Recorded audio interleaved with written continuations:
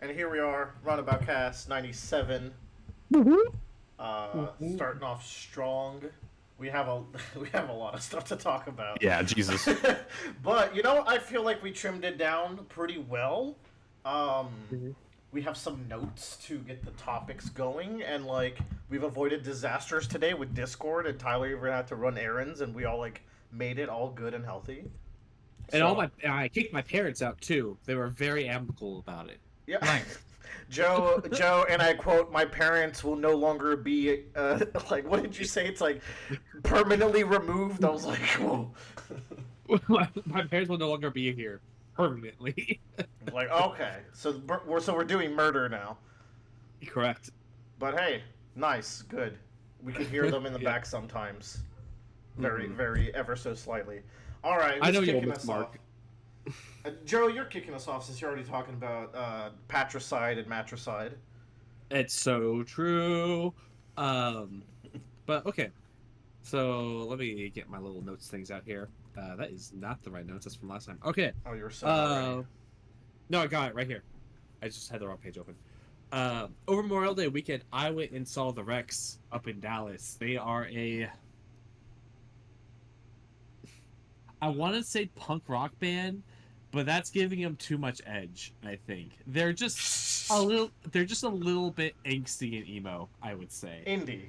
They're indie rock. They are indie, but they're not weird indie, if that makes sense. They're very much just a bass, a guitar, a drummer, and a singer. But man, that's probably one of the best concerts I've ever been to. Oh wow! Yeah, it was so good. I really like their songs. I jam out to them all the time in the car. They're really great, just kind of very anger songs I get, I guess. A lot of angst in them. But also the headliner, the main singer, super charismatic, was talking to the crowd. He went down to the crowd and started talking to people and really interacted with them. He brought people up on stage. A couple came up on stage and they proposed to each other on stage as well. How sweet. So it was just really, really fun. Just a great vibe all around. It was just oh man, this is what going to a concert's all about, I feel. I recommend it, but y'all can't go to that because that's a one and done kind of thing. You're never gonna get the same experience I did. But great band. Okay, all right. Great band, great concert. I also went and saw Wes Anderson's The Phoenician Scheme. I watched this yesterday. You did? I didn't know that. Yes. This is your first Wes Anderson movie. I was gonna say, aside from Isle of Dogs. Terrible first Wes. Well, actually, it's all uphill from here. Yeah, fairly. Wait, have you seen it, Tyler? No, not yet. Okay, what the hell, man? The fuck is wrong with you? This isn't my favorite Wes Anderson movie. I do like it more than the Asteroid City, and the French Dispatch, were the last two that I watched. I heard that as a common take. Yeah, but Wes Anderson's one of those movie directors that you generally have your favorite, and you're never gonna lose that favorite. And which one is yours again? So for me, it's definitely Moonrise Kingdom, I think, which is about two kids run away from their summer camps, and the summer camp counselors have to go find them. Joe in summer camps makes sense. This line. Royal Tenenbaums is another one. That's about a huge family and their drama they have together. But this one was really, this one was very, very interesting, to say the least, in terms of its plot. But I enjoyed it nonetheless. What did you think, Willer? I liked it. I particularly liked the two main characters. I thought they were really charming, and I liked their relationship and how it grows and they meet in the middle. Yeah, Del Toro and God, what's her name? I've never heard or seen it before. I'm not very familiar with either of these actors, to be honest, but I thought they were great. Yeah. I also like Michael Cera in this. Michael Cera's character is very funny. I mean, Michael Cera's Michael Ceraing all over the place, but a little different than I guess what you'd expect from that sentence. Yeah. I still don't know, so I wouldn't rate it super high. I thought it was a solid 7, but I think I would like it more once I get more used to the absurdity that is Wes Anderson writing. It works better in Isle of Dogs because it's a cartoon, basically, right? Mm-hmm. But then, when you're getting that level of craziness, It's Yeah. great. Shoutouts to Bryan Cranston and Tom Hanks in this movie. They're really good. You know who else is good? What's his? It's not Jeffrey Morgan or Jeffrey Dean. He's like the what is he? He's like the black guy from Westworld. He's an incredible actor. In this movie, Joe, he was the guy in the cowboy outfit, I think, like Shoebox 3. Anyways, he was really funny. Oh yeah. It was I really enjoyed it. I said like I somewhat recommend because it's definitely an acquired taste. I put it around the same spot as you, or like a 7.5. Like Solid. Good time. Yeah, solid. It was fun. Have a hand grenade. I have one. I'm good. I also on a whim watched The Producers. This is a musical by Mel Brooks, starring Nathan Lane and Matthew Broderick. This is a well-known musical. This movie is very funny. It's very Mel Brooks, but it's got some great songs. It's one of Will Ferrell's very early like acting like spots, which I thought was really interesting. He plays a neo-Nazi. That movie is really interesting in today's context, I think. Do y'all know what the plot of The Producers is? No. I don't think I've heard of this movie. Okay. So, Nathan Lane, who is Timon in The Lion King, he is a Broadway stage producer, and he's very down on his luck. The last like few plays of his have flopped, and he has an accountant come over, Matthew Broderick, known for Ferris Bueller, comes over to like do his accounting, and he points out that like because the IRS doesn't audit flop plays, you could potentially make more money making a failure than a successful play. So they scheme to basically embezzle $2 million through a flop play. And so they have to come up with like the worst play they could ever come up with, and the worst play they could get is a celebration of Nazi Germany, directed by a gay director, essentially. It's very, very funny. It has one of my favorite tropes, which is like the main characters are the only sane people in the world, and everyone else is fucking crazy. Very like much like Phoenix Wright, where like you're just running into like just weird person after weird person after weird person, kind of a deal. Great times, great music. I recommend this to Tyler, but I'm pretty sure he's already seen it. And then finally, I read a book with my eyes, not my ears. Whoa. Called The Blasphemy. The Five People You Meet in Heaven by Mitch Albom. This is a very short novella about an old man dying in a very horrific carnival accident. And he goes to heaven, but before he can like pass on truly, he has to meet the 5 people he is destined to meet in heaven. They are basically like the 5 people that have impacted his life, or he has impacted their life the most. Very solemn book, very like heartwarming as well, just kind of giving you an idea of like how much everyone is intertwined with each other. I would say its prose is not great. I would say it's very simplistic, but you know, I think it got the point across. Very, very short, like 150 pages. Okay. But yeah, I enjoyed it. Cool. Yep. Yo, nice, efficient, clean pit stops. Good job, Joe. Round of Yes. applause. Bradley, I'm gonna toss it over to you as I figure out why my Discord pings are still going on, which is very bad when I'm the one recording. Mm-hmm. I have some fun stuff. I've been watching Owl House, which Joe's watched before because Yes. my brother also watched it, and he's been gushing about it. He's like, "Holy shit, it's so good!" So like I booted it up, and it only took me 30 seconds to love the main character. The show is fucking. That's probably the. There's a bunch of stuff to praise this show over. The number one thing I'll praise it on is this show is just so funny constantly. Yeah. No, it's very fun as like it's very fun as like a non Harry Potter, especially with the setting being what it is. Yeah. Whoa. Oh no, Oh no. he died. Paul. Sorry about that. I think I opened the podcast by saying like, "Oh, everything's going great," and now I'm eating my words. Bradley, you were telling us that you love the main character of Owl House. Yes, I died, but I returned from death. Luce, the main character, is so fucking funny and charming.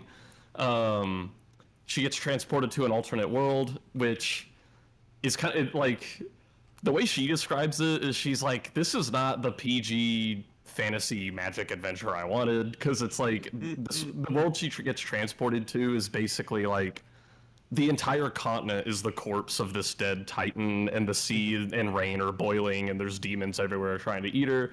So she's like, I wanted like my Harry Potter adventure, but this isn't like quite the Harry Potter adventure.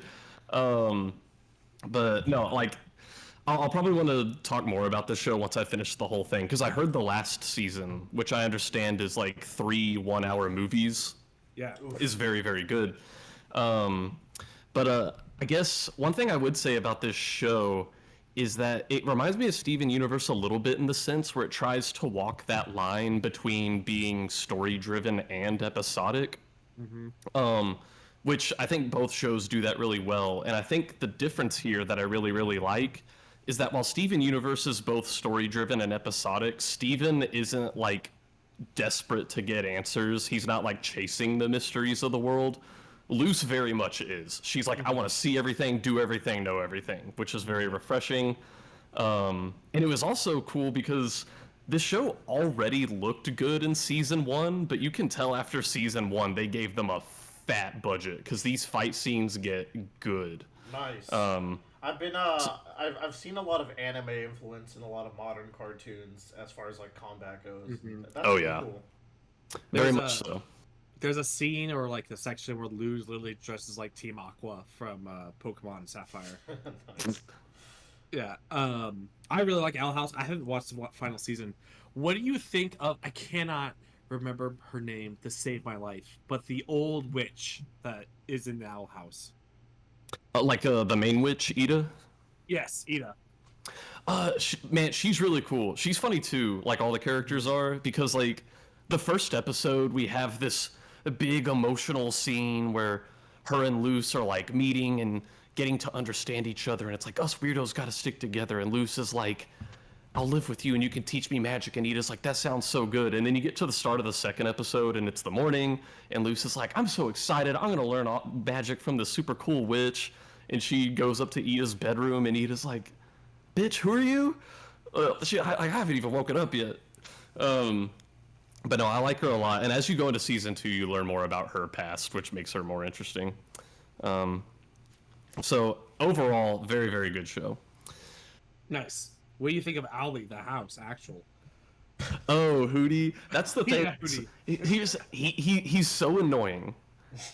But that's kind of part of his character, and they work with it, because he's annoying to the point where no one in the house really wants to associate with him, despite the fact that, I don't know, they'd probably be dead if not for him multiple times. Yeah.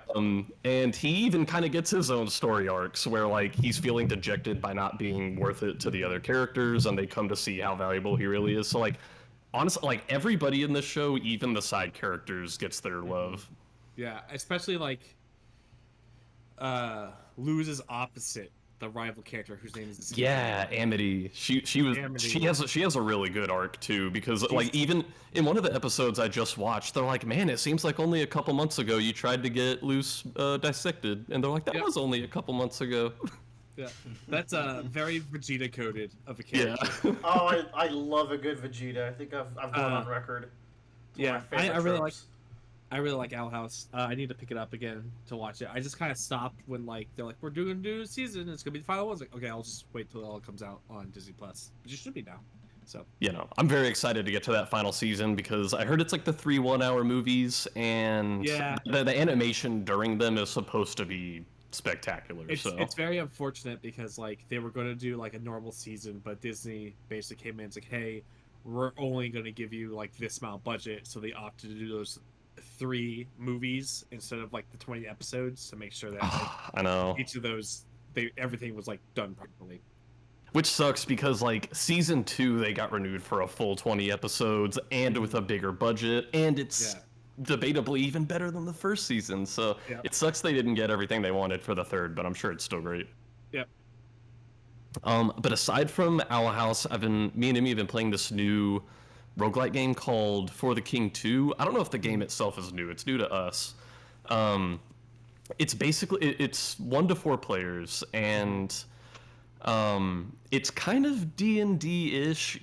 Everyone moves their characters around on this hexagonal overworld. And as you bump into combat encounters, whether they're like individual enemies or dungeons, you kind of go into this like grid-based battle screen where each side of the field is like 2 by 4, so like 2 rows of 4 spaces. And then it becomes kind of like a tactical battler or whatever. I don't know, it's just really fun to hop in for like an hour and see how far you can get, like because there are campaigns, but there's also like I think an infinite dungeon you can go into, but we haven't done much of that. I think the most standout thing about this game to me is the loop feels really good.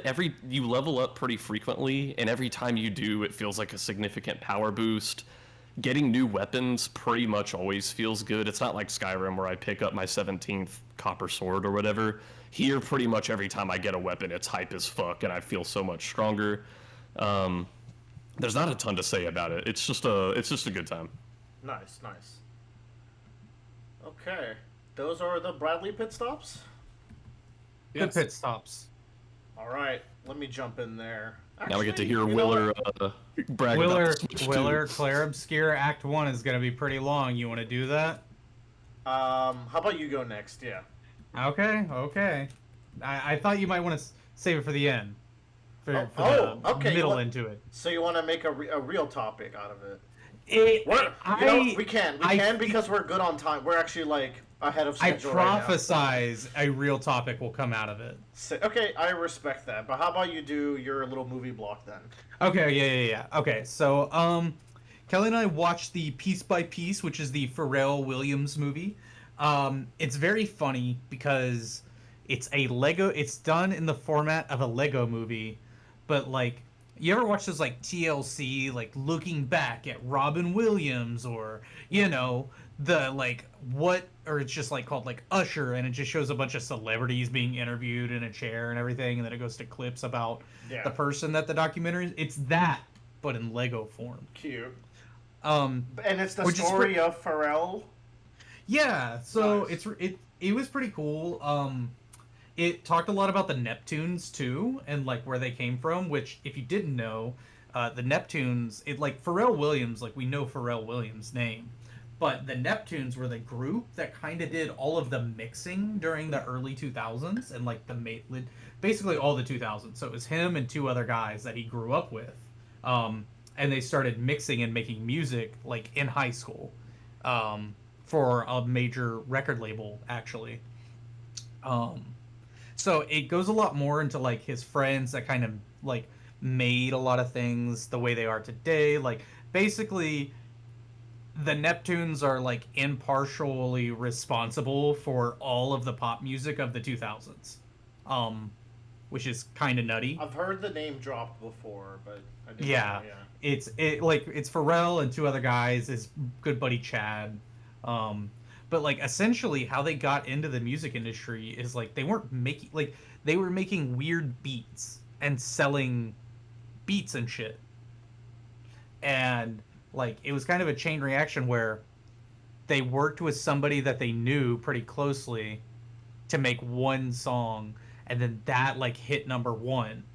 And so like all these other people started like hearing about the Neptunes left and right. And just kind of getting wind of these guys that are making beats, and it's like, if you have this beat, you have these producers, you're making music, like Britney Spears, Justin Timberlake, Snoop Dogg, the what is it, Drop It Like It's Hot, that's that, it's them, like I don't know. There's so many to name. Pharrell's got his hands in a lot of the music industry, but like to go from Britney Spears to Snoop Dogg beats and production is pretty wide variety, I feel. So that's pretty cool. Oh no, like they started off in hip hop and rap and then transitioned to pop. But like it was crazy because they talk about they were like working with multiple artists in one day, and it's like in one day they would mix like 3 #1 Billboard top trending songs. Insane. Yeah, it's super crazy. And it's like you just see the artist on it too. You don't see like Snoop Dogg and the Neptunes. I think that's what like the crazy thing is, like thinking back now. But it was a good movie. It was very lighthearted, very enjoyable watch. I liked how it ended because it was how I wanted it to end. I was like, oh yeah, he's obviously gonna have some, some trouble going on, and there's some other people that are gonna show up. And I'm like, yeah, cool, wanted that. Go watch it. It's on Netflix. It's free if you pay for Netflix. Good stuff. Cool. We went and saw the Dan to Dan movie that's in theaters, which is just the first 3 episodes of season 2. Mm-hmm. That's fine. Like, Woo! not mad at it. Yeah. Like, Let's go. some people were like, "Oh, I'm disappointed it wasn't like other good anime movies." I was like, "Yeah, no, it's not. Like, I just expected to go watch the first 3 episodes." Because that is what they did in the first season too. There was a pre-screening. Yeah, Notably it without is a the pre-screening. opening, because like we would have heard about the opening if it existed beforehand. Yeah. Bradley doesn't read, so he doesn't know what's going on. So there's 2 fights at the beginning of the second season, like y'all predict, right? Yes. They only finished one of the fights in the first 3 episodes. The bigger fight is continuing on throughout. So, Evil Eye did not get Yes. it? Okay. Yeah. That's a good... But, like, they They don't completed finish that one in the first... Okay. No, they completed the other one. Like, it's a 2-part... Okay, yeah.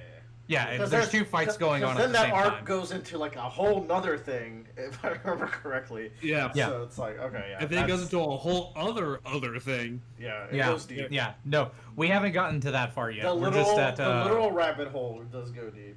Yeah. Animation's good, sound quality's good, everything good. Like, I'm enjoying it. I want to watch more. Peak.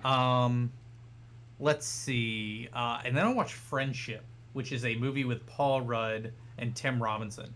And dude, this movie is terrific. Imagine a really good Tim Robinson skit, but for an hour and a half. Man. That sounds pretty good. I can't because he can't even finish his own skits. Dude, no, like that is the so like if you don't know, the entire shtick of I Think You Should Leave is based on the SNL premise. So like some of SNL skits kind of go on like way too long and they never know how to end them sometimes. Like, like what are the Dancing Pumpkins part of? And they're like part of it. And it's like it just keeps going on. They're like, okay, I guess that's how the SNL skit's gonna end. Well, Tim Robinson was on SNL. Got fired after like 2 episodes or quit, left, something. Oh wow. And so he started I Think You Should Leave, where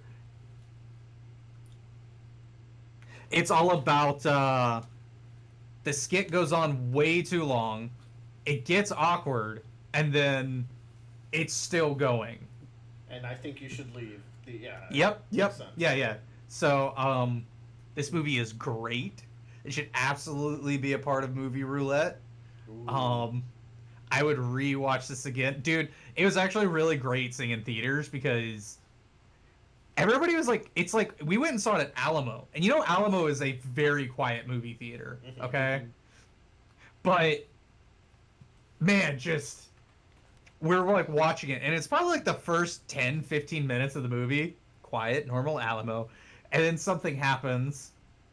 And everybody just kind of like jaw drops and just busts out laughing. And then from there on, after that moment, the rest of the movie is just people laughing nonstop. It broke the ice a little bit for the silence. Even the Alamo workers are like, man, you have to laugh.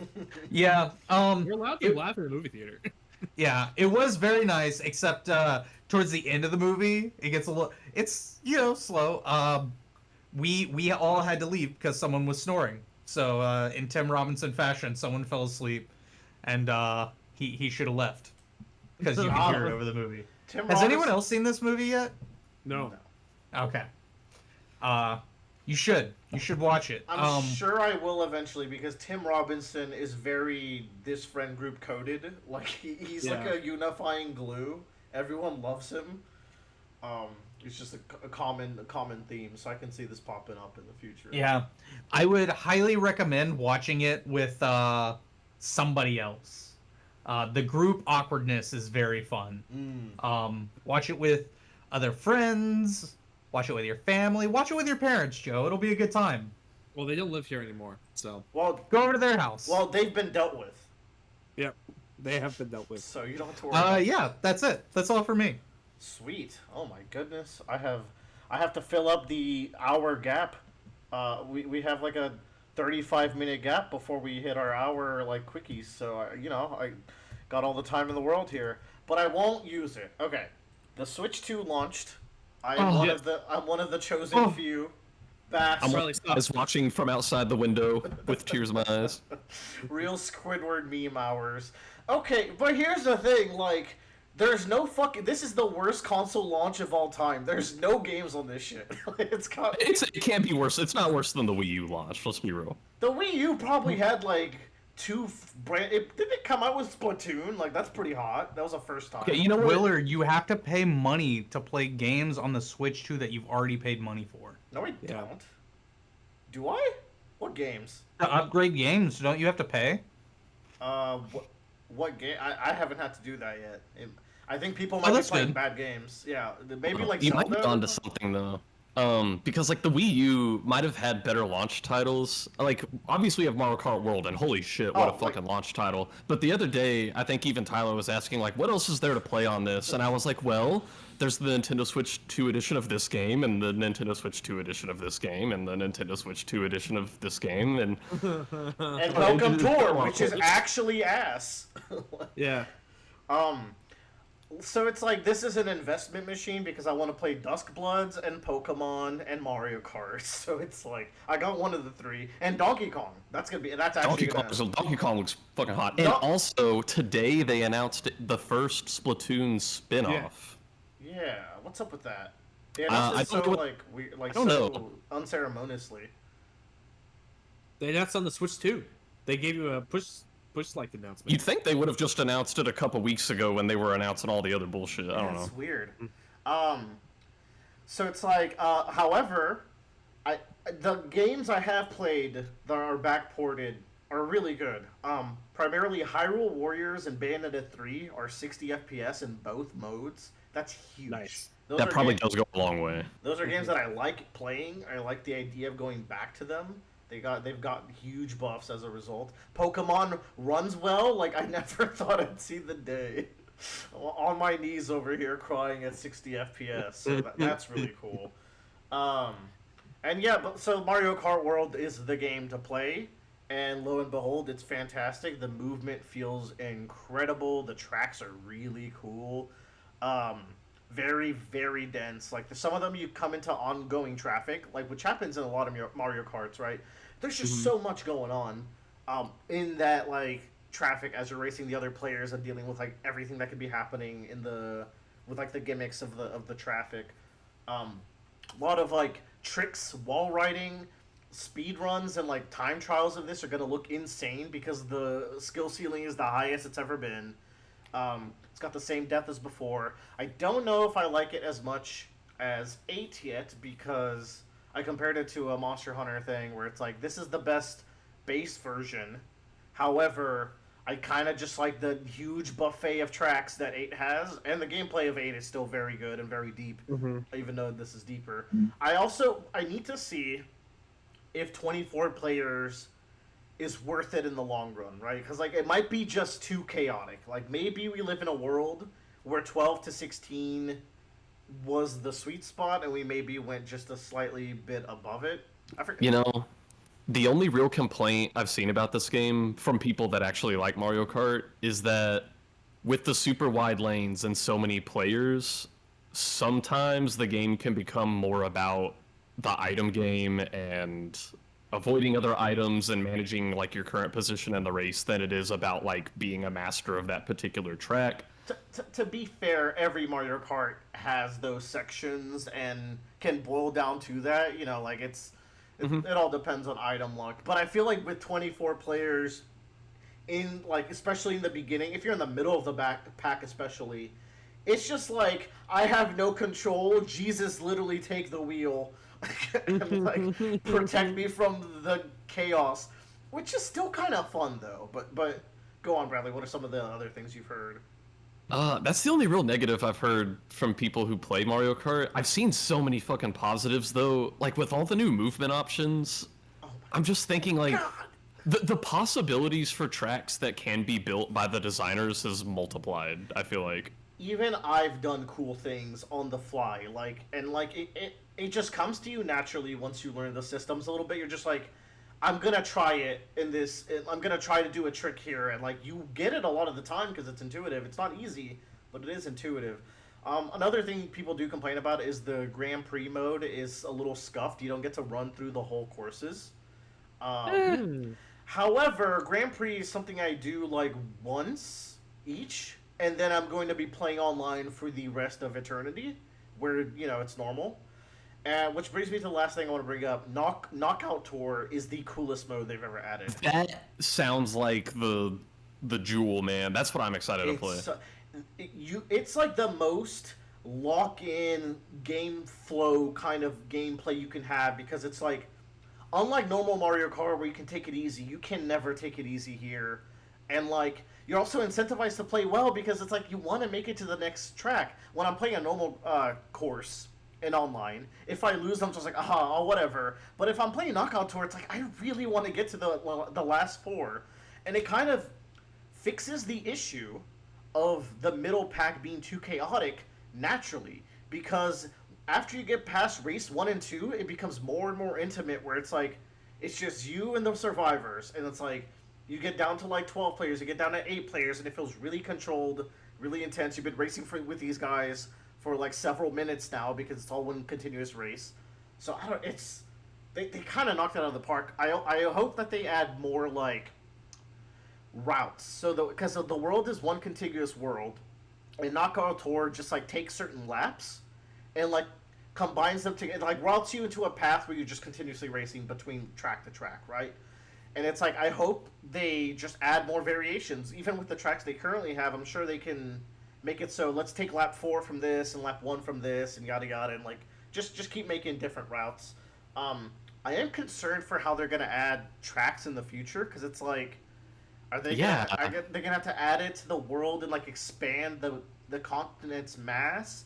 Or are they gonna They'll have DLC where they add like an island or a second continent that has all of its own tracks on it. It would probably, that's more likely, right, where it's like little islands of 4 tracks, which is like less fun. Also throw in the open world is fun. Like you go in there, you get lost. It's not like the craziest thing in the world, but the little challenges are fun. And I will say, every time I enter it, I stay for a little longer than I expected, which is a good sign. Next topic, the State of Play, Summer Game Fest, other announcements, yada yada. Lots of stuff got announced. I just wanted a little industry post check-in. Somehow the State of Play was my favorite thing this year. Same. I agree. I'm surprised there was no Nintendo Direct. That's so disappointing. I was looking forward to seeing one.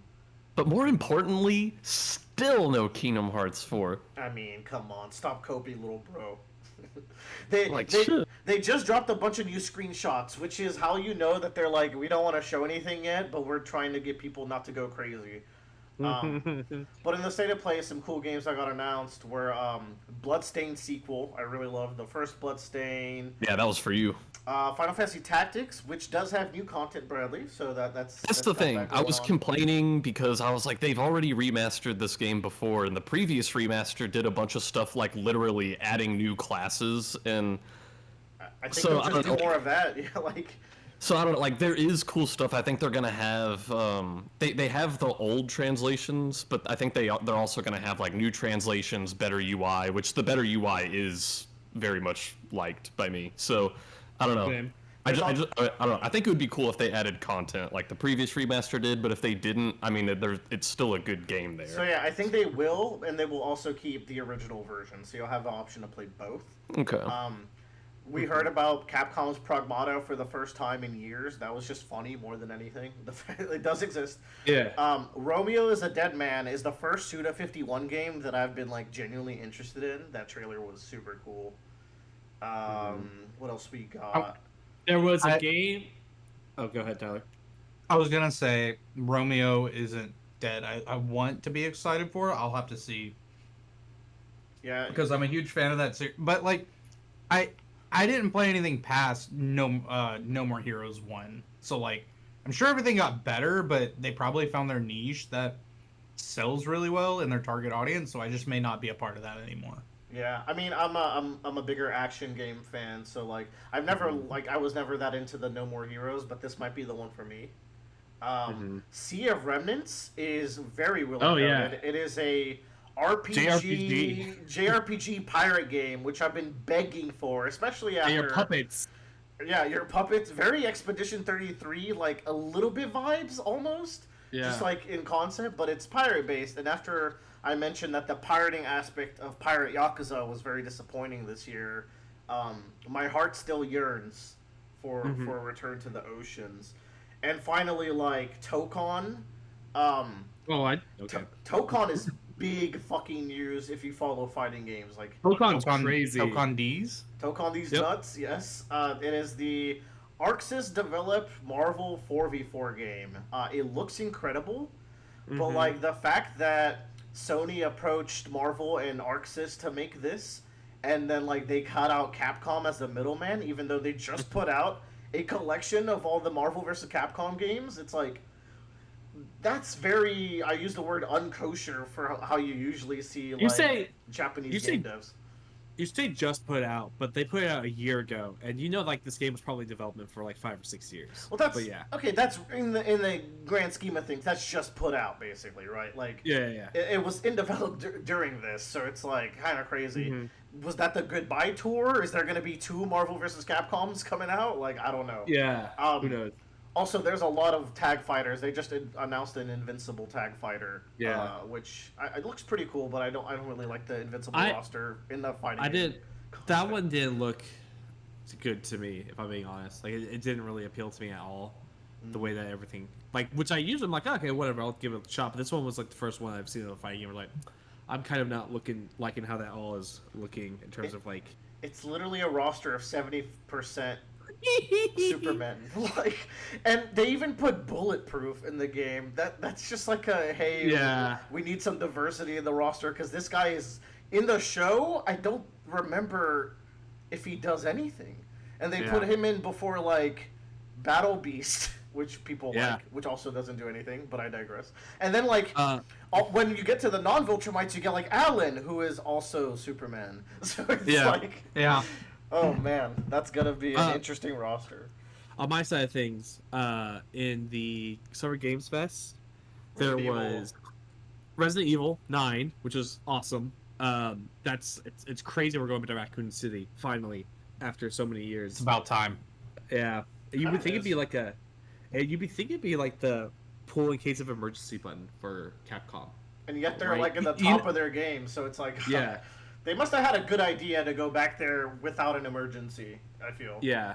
You know what I respect about Capcom and naming Resident Evils is like they didn't go at one point and like, is 9 too many? They're like, no, we're not gonna name it like Resident Evil 1 or something, and just they kind of did that for Biohazard, where it was kind of like a soft reboot, but like they cut that shit. I think this is technically called Resident Evil Requiem. I don't think it's called Resident Evil 9 Requiem. It is, but the it says 9 in it with Roman numerals. Guys, Bradley's got a really funny thing he's gonna say. No, they should just do what every other product in series does and call the newest one Resident Evil 1. Yeah, exactly. That's what I was saying. They did announce Street Fighter Season 3 in that. Love the picks. There's even an oddball pick, but I'm super excited for Sea Viper. Yeah. The other thing that came out that is a game called Clockwork Revolution, which is by In Exile. This is like a new RPG, first-person RPG game, and it's like this steampunk kind of vibe game where you're like this thief or revolutionary, but you have time travel powers, and it's got like dialogue choices, and that's going to be on my radar. I got a lot of BioShock vibes from watching it. Nice. So yeah. Rest in peace. Maybe Atomic Heart 2 will be good too. You know. Maybe. We'll never know. There was one other neat thing. Oh, Liza P DLC dropped, Shadow dropped. That's a very fucked up thing to happen to me right now. that was really putting a knife in the wound because I am genuinely like, I can juggle a lot of games at once. I'm not doing okay, man. I am burnt out. There's too much stuff to play. It's crazy. I'm struggling. I had to rush through Nightreign to like open up the schedule, which we'll talk about later. And then they just dropped this on me, which, by the way, because I started New Game Plus, I wasn't far in. I have to get to Chapter 9 of the game, which is, I'm already halfway there. The game's pretty fast when you're busting through it. And New Game Plus is generally easier and more fun as a result, because I think some of those original Liza P bosses are really hard. It's the one Souls game where sometimes I will summon, and it pushes me to that level. Meanwhile, Elden Ring, I'm just like, I'll die to Melania 140 times, no big deal. I don't think it was that many, but it was a lot. So yeah, look forward to all these games and more as we talk about them throughout the year. Dude, I need to play 2 Delta runes. That is an insane concept. That's just sitting in my Switch I'm just right gonna start from the beginning. I remember. Hey, I Willard. I don't have time for that. I gotta go from now. Did you know Puyo Tetris 2 came out? Years ago, we've played it. No, It says it came out on June 5th, 2025. No. So they came out with a new one, and this one, the new mechanic they added to it is it's like, I think, doubles, where you have like, it's like a 2-on-2 sending garbage. I'm not sure how that works, but it's interesting. I thought, is this a new version of Puyo Puyo Tetris 2? Because I swear 2 has come out before. So they had Puyo Puyo Tetris, and then they had Puyo Puyo Champions, I think. Oh my god, okay, more research is needed. Okay, I need to talk about Wind of Truth. This is Brandon Sanderson's latest book, Stormlight 5. There will be no spoilers. I've talked about this book before. I will just say, like, now that I've finished the book, there's a lot of negativity towards this book in the fan base. A lot of positivity, too. But this was the one that broke some people. And the reason it broke them is just kind of stuff that Brandon Sanderson has always had. Like, for better or for worse, in my opinion, a lot of the things that this book did to annoy people were just things that I was always conscious of him as a writer. So I was not that annoyed by it. I did say I think it's going to be my least favorite. As I was going through it, I was like, yeah, I'm pretty sure this will be my least favorite. But once you get to day 6 of like the storyline here, I think all the plot threads start actually moving. And I really like where they go. I really, really like the latter half of this book and how the plot threads resolve, how the conflict plays out. There's even some characters that get like humbled in very satisfying ways, which personal friends of mine are like, I really like these characters. I didn't want these things to happen to them, and I'm like, I've been waiting for this kind of stuff to happen to these characters. I love when people are punished. Yeah, some of them needed to. Some of them needed a wake up. And like, there's just a lot of good stuff. It needed to shorten a lot of its plot threads. And the big issue with this game structurally is that in the 10-day structures, Brandon Sanderson makes sure to check in on every character every day. He did not have to do that. Some of those days were a lot lighter. The characters could have had like 1 to 0 chapters just to like wait a while. Like, we didn't have to like extend the earlier parts of that plot. Not everything has to be moving all at once. Something mangakas like Oda will do, for example, is like, hey, you're just not going to see Luffy for a little while as we focus on other characters, or you're not gonna you're not gonna hear about you're not gonna hear from Frankie this arc. I'm sorry, like, he's just not gonna get stuff. So it's like, but like what it does allow is for blocks of plot to be tighter together and move at a better pace as you're juggling all these characters. And I feel like Brandon Sanderson could have used a little bit of that writing style. Favorite characters in this book were Kaladin, Adolin, and Dalinar. Consequently, that's my new top 3 for the series. They were all super fucking good.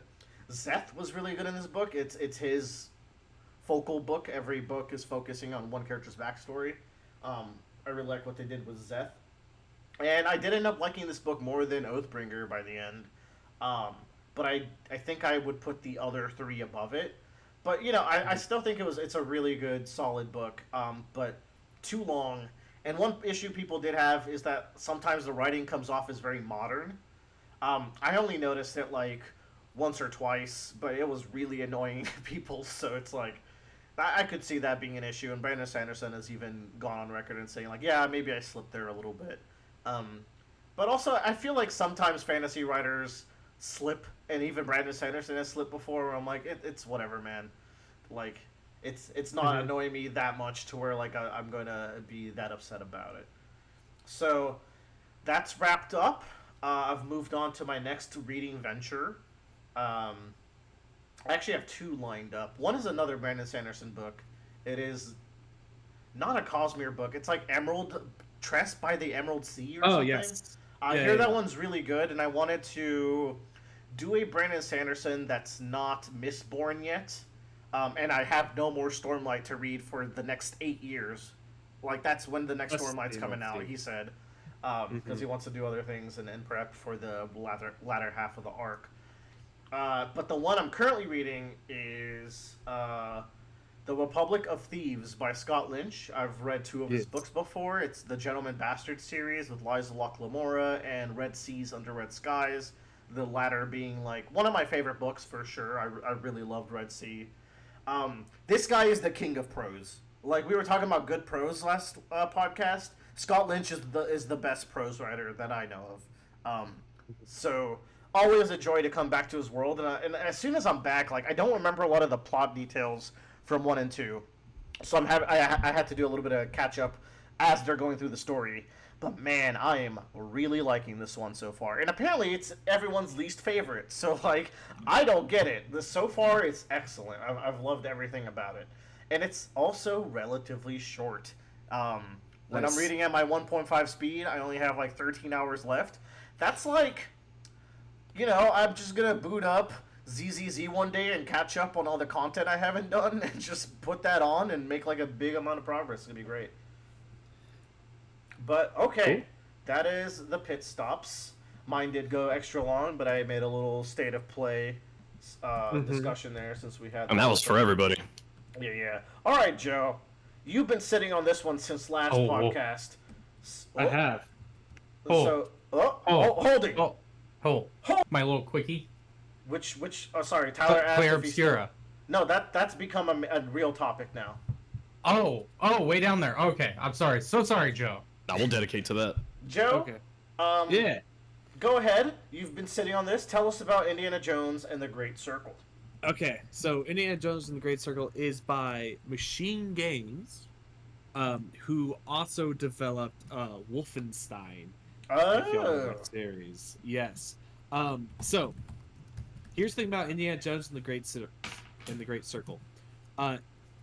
It's a first-person adventure game, which is kind of crazy because you would think like Indiana Jones, Uncharted, it needs to be like third person over the shoulder. Yeah, I feel like first person, like, people might be prone to motion sickness or something if you're swinging on vines or whatever. There has never been a better choice of first personness, I think, in the game. Like, there was probably a very long discussion of like, it's an action adventure game, you're gonna be jumping on shit, you're gonna be doing puzzles, it needs to be third person, and there was probably like 1 or 2 designers who were like, no, trust us, it needs to be first person. So it's a decision that probably wasn't made lightly, but because it wasn't made lightly, like, there's a good reason for it. Yes. So the big thing that this does is that, like, so a big part of Indiana Jones is like the puzzles of like having to like, he like looks at this wall and he's like, this means this, we have to do these things. It's a very like, he's very much like going back and forth, and they're not like grand puzzles, they are just kind of like in that one space room, like an escape room kind of thing. So having that first person view lets you really focus in on those like puzzles that you're working on. It makes it very personal. Like, there's one puzzle where like you're going around and you're pouring like wine down like these sinks, and like when you pour the wine down, it displays like a number inside of it. And if you were third person looking down there, it would feel so like whatever. But because you're first person, you see the like wine pour and gurgle, and like you see the numbers come up, you just feel so much more connected to like what's happening in front of you. It's like you did it and you're seeing it instead Yes. of like it being just like a show the game's putting on for you. Yes. The other thing that they do that I really like in this game is that every interaction you do has some sort of like analog stick movement. So like if you're turning a key, you need to turn the analog stick to turn the key. It's small things like that that make you feel really engrossed. Into, This like, game makes you feel like Spider-Man, kind of. Yes, No, yes. No, I really like inputs for even small stuff like that. I feel like it's something Astrobot did a lot in its game. Yeah. It always feels good. Yeah, even like turning the combination lock on a safe feels good because you're like rotating the stick and everything, and then you have to like pull the handle at the right time with the other stick. But like the other thing about the game is that it's very much like a,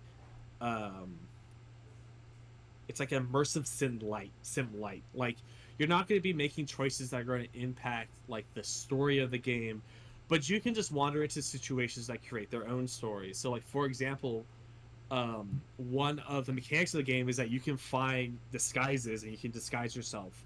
So I'm in Egypt and I have to locate these these different like radio codes so we can figure out where the Nazis are like digging. And so I walk into this Nazi camp and I see one of the codes and like I'm sneaking around and I see there's no one next to me.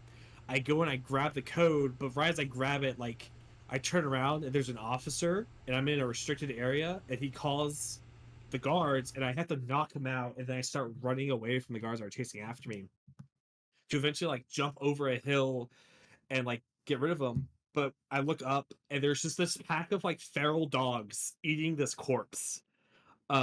In which case I'm like, ah, fuck. And I have to run away from them. And then I jump into a hole, realize the hole is way too deep, like use my whip to catch myself and find that I found like a hidden tomb just by running around and like doing shit. And it has its own like little story section and puzzles and like its own like Indy does his own archaeological facts about like, oh, this is the tomb of XYZ, yada yada.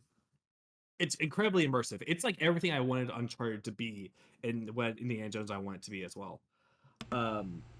The combat in the game is very close, like fist focus. Like using a gun in this game is like incredibly deadly. Like you die in like 2 shots, so you really want to focus on being stealthy and just kind of using your environment. Like you have like the weapon breaking where like you have to pick up like a baton and then you hit it and then the baton breaks and then you're fighting this big muscular dude and you just have your fists and so you have to like scramble to find something else to hit him with. It's got that great feeling of like a scrappy fighter. It's just incredibly like Indiana Jones in terms of like how he like operates. The story itself is also like it feels like it came out of the first 3 movies. Like it's just very much like Indy's going to go do this. He's doing it because he's really interested in the like archaeological significance of it, not because of power, but like he just wants to figure out what the hell is going on. You got some great venues. You go to the Vatican City. You go to the Great Pyramids. You end up in Siam, and you have to like use a little tugboat to like go from place to place. It has its own mechanics. The voice acting in this is incredible. Troy Baker is Indiana Jones. I was really hesitant at first when I heard him in the trailer. He knocks it out of the park as Harrison Ford. Like it's great. There are times where I'm just like, I just did not realize it was him. I was just like, oh, that's just a Harrison Ford line. Like he just executed that. Ooh, that's great praise. Like as overused as he is, like Troy Baker is an incredible voice actor. There's no getting around it, right? Yeah, and then like the villain of this is hilarious. He's just he's such a fucking goofball. He's got like some of the best lines, and it's just everything you want from just being a mustache twirling Nazi there is. It's a great game. I really, really like it a lot. It's a personal 10 out of 10 for me, just because like this is like awesome. The Indiana Jones games I've always wanted. And like the other thing is, I mentioned these side stories. The side stories hit the perfect mark of being long enough to be like, oh, there's actually like a good enough reason to like do them, but short enough that they're not taking away too much from you. In terms of your gameplay time, which I really, really like. But they have some depth and some creativity to them. And I really, really liked it. But it's a great game. I just fell in love in the game as soon as like I booted it up and started playing. I was like, oh, this is brilliant. But yeah, highly, highly recommend. Nice. Sounds like a good game. Yes. Game of the year this year is gonna be so fucked up. I know. It's gonna be so fucked up. There's like 8 top 1 contenders already. We're like in June. This is so mean. Yeah. I think last year was like the first year since we started that was like, it wasn't a bad year by any means, but it was the only one that was like maybe a step down from what came before it. So I feel like we've been on a steady rise of quality, and I feel like this. Are we on track for even the best one yet? I guess we'll see how the rest of the year plays out. But We'll have to see. so far, so good. I'll go next. I watched a little anime called Megalo Box that some of my pals here on the podcast are big fans of. Now, did you get all the way through, or is this like an update? This is season 1 Megalo Box, and I will have watched Okay, so the whole show. There's a Megalo Box season 2. What do you mean? No, there's not. It's bad? Really? No way. I didn't know you did. I watched 3 or 4 season 1 of Megalo Box is one of my favorite anime ever. I watched like 4 episodes of season 2, and I just could not get into it. Whoa, I did not know this. That's It's crazy. very different. Oh man, what could it be? Oh, I'm so excited. I just finished season 1 earlier today. I left like the last episode, I think, for this morning. I was watching it like as my work was wrapping up. And I'm glad you finished it though, because I did really love this anime the whole way through, but I don't think I would have put it in like S tier. The final episode is what really made me love this series, and that's what made me elevate it so high. Easily the best episode is the final episode for sure. Yeah, so Megalo Box. I'm not just thinking of like what season 2, because I've heard good things about season 2, and it seems like even Tyler likes it. And if anyone, I like Season season 2. okay, all right. So Season 2 reminds me okay, it's not as good as Vinland Saga season 2, oh my, but it has similar thematics. watch your mouth, young man. I said similar thematics. Okay, all right, cool. Anyway, Oh, tell us man. about season 1. Season 1, it was cool. I liked it. I do not love this series. This is very unlike me to write off the premise of a show, but I think this premise is very stupid. Like I could not get past the mechanical boxing premise. I'm sorry. Human punches already give people CTE, and now we're strapping jet engines to people's hands. And our main character is fighting gearless, blocking it with his face sometimes. The first time he gets hit, he has, like, instant concussion, like, at the gates, like, at heaven's door. And he proceeds to fight the whole season without gear. So I'm just like, it's just a lot to process. And then he wins all his fights in, like, one good hit while he's getting the shit beat out of him the entire time. But it's more about what the gear represents, Willard. It's what about it represents. I mean, again, it's a good show, so these are the elements that save it, because the gear does represent cool things. I mean, my I could read see on that kind of taking you out of the show, though, if, like, the stakes feel unrealistic or something, because this dude should be dead. He should be dead, like, 7 times over, but he's cooking. But yeah, he's the underdog in every single possible way. He's Junkyard Joe, you know? He's Gearless Joe. And I think that, like, legendary aspect of the character is probably my favorites. And also his relationship with his coach, which starts off, like, pretty normal, like, you know, like, it's got a dynamic you've seen before, but the heights they get to in their trust of one another, it gets pretty significant near the end. I really love their, like, regarding their trust. I think there was even one episode where they were kind of arguing mid-fight or between rounds, where Joe is like, "You're not up in the ring getting the shit beat out of you, so don't be so hard on me telling me what to do." And his coach is like, "You need to believe me when I say I want you to win this fight as much as you do," which is true because his life is literally on the line. And so he's like, "You just need to trust that if I'm telling you something from the side of the ring, I can see something you can't, and you need to do what I say," which that was just like a really cool episode, I think, for them for like building that trust. They have to meet in the middle several times throughout the journey, and I think that's pretty cool. They also pick up some little kids. This is where, like, because now I know that this is the Ashita no Joe, like, reboot / spiritual successor, these kids are drawn like they were probably drawn in the 60s or whatever when Ashita no Joe was being written, because they got like a very different art style to the way the kids are drawn, where they're very like old manga style, while Joe is like a sleek, edgy, badass looking character design. I think one of the strongest aspects of this show is the vibe, the 90s aesthetic art style. The music is really good. He did a good job at capturing that whole aesthetic. And it adds to the story of like the scrappy up and comer. So I as I'm going through this, I'm like, it's so interesting to think of like, what was this storyline in the original manga, where it's, as I understand it, a lot more grounded. I think it's just like a high school boxing manga. Like, did the stuff with the eyeballs happen? Like, is like, are there parallels? There's one thing I know about Ashita no Joe, and that it is, there's a dude who dies mid-fight because he just like fights so hard and he grows white hair and ages. I don't think it's Joe.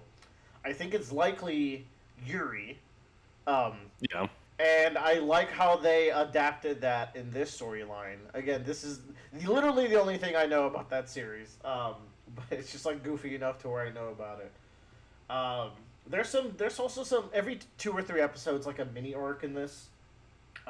Yeah, sometimes a fight will get like maybe 2 episodes or like an episode and a half, and then we kind of set up for the next fight, which might be episode and a half to 2.5 episodes. And when you hit the midway point, when you're deeper in the story, I think all these arcs are good. The one of the first notable ones is with an ex-soldier who is Coach's like ex-protege, and there's just a lot of built-up rage in that character, and the way that Pops like is resigned to like being hated. He's like, I get why this guy hates me, and there's nothing I can do about it, and it reflects on why Pop starts so cold towards Joe, because he's had like a bad experience being a coach before, and the season is him kind of building back up that kind of level of relationship and trust with his student, which I thought was pretty sweet. There's also an arc versus the chairwoman's brother and his AI gear, where he can't really control the intent of his punches because he's relying so much on the AI, and that was just like a cool like. For particularly how that character starts to blur the lines of like, what is my decision and what is my AI's decision, and if I'm starting to doubt my AI, like, am I wrong? Because my AI can't be wrong, because I invested like the entire future of the company and like my whole like being into believing in this technology, so if it's failing me, like, what does that make me? And even then, it's like, how much can you really enjoy your victories? Because you're like, was that really my victory, or was I just in the suit of the thing actually doing the fighting? Yeah. Which leads into the final arc, the built-up Joe versus Yuri fight, which, like, a 12-episode series, I can excuse a lot of, like, maybe flaws I brought up with the idea that, like, this is very fast-paced and it's trying to get somewhere very quickly. And it does. I think it gets there pretty well, where, like, this final episode and the final fight feels really satisfying. I like the stakes. And then, again, it inverts the stupid premise by being like, wait, normal boxing was actually hype all along. So it's like, fuck yeah. I almost would have preferred just a normal boxing series in an apocalyptic wasteland, because I think it would have also been more technical. There might have been a way to like make this same thing work without the gear. Yeah. Maybe using like other aspects of like futuristic training and stuff like that, and like dystopian setting to build up into it, and then had like more technical boxing fights where the main dude isn't just getting beat half to death and then he gets one good chin shot. He's building up. I'll say that they could have, like you said, they could have had like maybe some dude is like, maybe an opponent is juiced up with Captain America's super soldier serum, but that's his replacement for actual skill, and then that's where Joe beats him, and so you kind of get the same effect but without the gear that should kill you in one hit. yeah, a lot of places the premise could go, but overall, quite enjoyed that ending. Like you said, that final episode is definitely my favorite. I just love it because we don't really see the result of that final bit, but I could see people disliking that, but I didn't really mind. I thought it was perfect for the show because the two people fighting in this final are the only two people in the entire setting who don't give a shit who wins. Yeah. They just want to fight, and I thought that was so cool. It was built up pretty well. Man, I wish they kind of did a little bit more with Yuri and the chairwoman, because I like their dynamic, and I felt like it could have been like a fantastic dynamic. But like the stuff you do get and the stuff you can read between the lines is very good. Particularly how she like leaves her meeting after she hears the news of what happened in the fight. I thought that was like a cool way to indirectly characterize their dynamic and their relationship. And yeah, nothing else in the world mattered. Like they have a real soulmate bonding moment there in that final fight. I thought it was pretty sweet. And then I think we get one final callback to the like original Inspiration series where I think at the end of the final episode of season 1, Joe's kind of doing like a dance and kind of singing and humming. Yeah, what was that about? There is like an iconic scene from the I Should to Know Joe anime where he's like, I think he was doing like some shadow boxing in the rain and he starts kind of dancing and humming and singing. So I think it was kind of a callback to that. Oh, that's really sweet. I know people really like Ashita no Joe. I should actually check it out at some point. Yeah, me too, because I would also like to check out Hajime no Ippo at some point, because it seems really hype. Joe, But they're not the same. They're not. They're as we established last podcast. Yes. Different They things. are not the same. Joe, you should read this. You're the actual boxer of the group. Joe boxes like every True. fucking week. Yeah, The Versus Wolves impact was very strong on this one. true. Boxing's great. And the positioning of a boxing gym. Yeah. that all yeah. help. So the big hindrance right now is the commute from the work to the boxing gym. Oh, So- that's gotta suck, yeah. Yeah, it's also travel. Like I haven't been able to do it in like 2 weeks because fucking I've had some bullshit happen where I have to go out to another store or yada yada. So like, my bones ache, my fists. My fists fist yearn yearn to punch. Yep. That's very shonen. Yeah. This show is not very boxing, despite it being about boxing. It's more so sports shonen ass like battle of wills. So you're not going to see a lot of the technical stuff that you love in boxing, aside from here and there. Like it wouldn't focus on it as much as like they would in like. It does feel more like a battle I of think- will. Yeah. No, Ippo is really good, by the way. Like it's like Yeah, there's like you talk just about it. so Just like enough boxing. yeah, the rookie arc like climax is so fucking like intense. Like it makes me cringe at the amount of damage they're doing to each other, kind of a thing, and like the shit they're doing. It's great. It's peak. Sports series are at their best, in my opinion, when they're like 60% about the sport, maybe even 50, and then the remainder is just like, yeah, this is basically a shonen fight. Like, there's somewhere in the middle where like the fantasy bleeds into reality and the technical aspects that the authors obviously researched that these series meet, and that's when I think they're at their peak.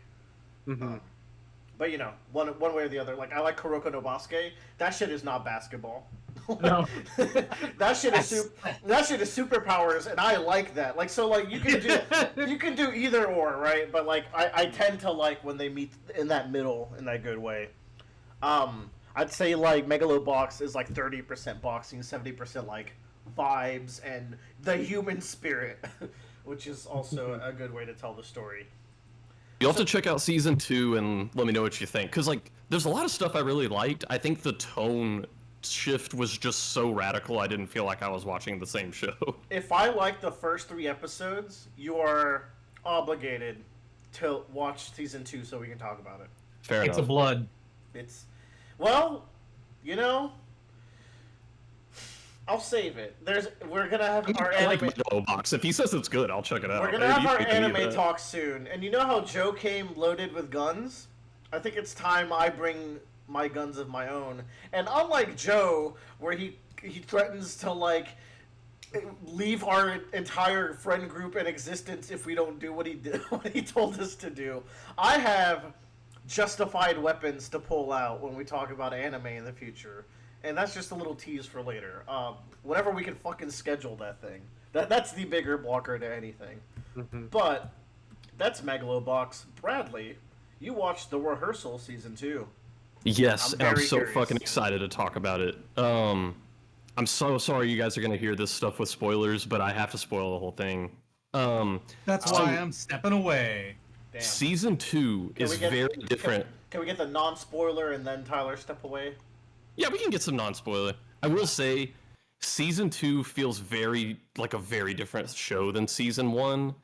It almost feels like Season 1 is just the thing that exists that he had to make so that he could get enough money to make what he wanted to do in Season 2. Oh, that's appealing to hear. And he is trying to accomplish something in the real world in Season 2. It almost feels like he's only making a show because he only has the budget to do the stuff he wants to do if he's making a show for it. He even kind of acknowledges it in the first episode where he's like, HBO gave me a ridiculous amount of money to make a comedy series, and we're already 30 minutes into the first episode without a laugh, and so I kind of have to justify this budget. And then 5 seconds later, I'm laughing out loud at some shit he did. So he's very good at managing the tone. But that's probably where spoiler free is going to end. So, all right, I'm ready. The show, Season 2 starts out with Nathan talking to a guy who's been part of the FAA, which is like, I think they're like the Federal Aviation Association or something. But he's basically worked in the aviation field for decades. And Nathan's talking to him about something that I've been interested in because I've watched many YouTube videos on it at 3 a.m. He's talking about airline disasters. Like airplane crashes where before the crash, one or more people on the flight, whether that's co-pilots or even flight attendants, say something. They think something is wrong, but either they don't say anything or because they don't want to insult the captain, or they do say something and the captain shuts them down and the plane ends up crashing. And he goes through countless examples of this happening, and some of them are ones I've heard of before, like this one that happened in Korea, where there was like a very, very obvious problem with the plane, and many people knew about it, but they just didn't outright say it to the captain because of like... That's fascinating. I did not know that was like a trend. That's the thing, and they were citing like cultural norms of like, you, especially over there, you do not talk to your superiors that way, but he's like, no, this happens all over the world in every country. It's a very documentable problem. And he's like, almost every plane crash I encounter has some element of this problem, of someone either not speaking up about an obvious problem, or they do and the captain just shuts them down. And so what he's like, how is there not a solution for this yet? And the FAA guy he's talking to is like, yeah, I've known about this like pretty much my entire career. No one wants to talk about it. No one wants to do anything about it. And so Nathan is like, is it possible for something like the rehearsal technique to help? And he kind of starts talking. He's like, at the time the Wright brothers made that first airplane, they were kind of ridiculed for it, not by everybody, but a huge amount of the public considered the like even concept of a flying machine to be comedic. But now it's just a fact of life because it's proven effective. And so Nathan's like, the idea of rehearsals are just kind of inherently comedic because it's preposterous. I admit that. But he's like, what if I could make a technique that was like scientifically proven to combat this particular issue and it worked? Like we could incorporate it into pilot training, and if it works and in the long run it is saving thousands of lives, does it still count as comedy even though it's the exact same thing? Which is kind of like a thing he keeps returning to over the season, is like blurring the line between comedy and effectiveness of this technique. So that's kind of his mission for the season, is he wants to actually solve this problem in the real world and get legislation passed. And over the course of the season, he will be going into like actual offices of sitting congressmen and going on committees and stuff like that. It's very fascinating. But he kind of starts out by, he's like, if I'm going to understand this problem, I have to understand the minds of the pilots and the first officers and the people on the plane. And he really quickly realizes this issue of not wanting to speak up because you don't want to make things awkward or hurt your relationship with the other person goes beyond the cockpit. He's like, this is something that everybody goes through in almost every area of life at work or relationships or families. And Nathan's sitting across from this one pilot, and this guy's talking, it's like a young 23-year-old pilot or something. He's talking about his relationship, and he's like, yeah, you know, me and this girl have been dating for a while, but we're long distance. And he's telling Nathan he really loves her, but he eventually reluctantly shares that he kind of gets anxieties about dating her sometimes because, you know, she works as a barista in an entirely different city, and she probably has tons of attractive guys constantly coming in and hitting on her. And this guy just worries, I don't know, what if time and distance will just eventually make her want one of these guys? And Nathan kind of backs and forth with him about his anxieties. He's like, are you worried these random guys are treating her better than you or something? And the guy's like, I mean, no, but I still worry. And Nathan's like, why don't you just go talk to your girlfriend about these issues? Like, if you love and respect her and she loves and respects you, this should be easy to talk about. And he's like, well, I don't bring up this issue to her because I don't want to create an issue if there isn't actually one. What if she's been completely loyal and faithful this whole time, and me telling her about this anxiety transforms me into this insecure guy in her eyes, and that's the thing that makes her leave me? Or what if she's insulted by the fact I have this anxiety because it implies I don't trust her to be faithful? And Nathan is like, the stuff he's saying is eerily similar to the stuff that first officers have told me about raising issues in the cockpit to their captains. Because he's like, if you insist against the captain and take control of the plane when there was not actually a problem, it won't only hurt your career permanently. If you're able to keep flying after that, it's going to make it extremely uncomfortable every time you have to sit with that captain in a cockpit for 12 hours.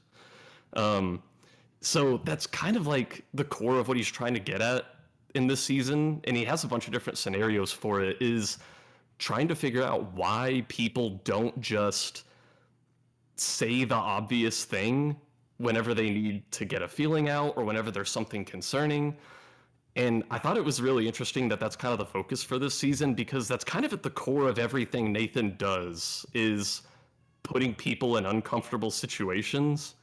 Like, I can think of so many bits from Nathan For You that would have never happened if someone just said, this is weird, what you're doing right now is weird, I'm gonna go. Yeah, as you were explaining that, I was thinking of that, where, like, he's made a career off of exploiting that very thing, and now he's kind of, like, examining that fact.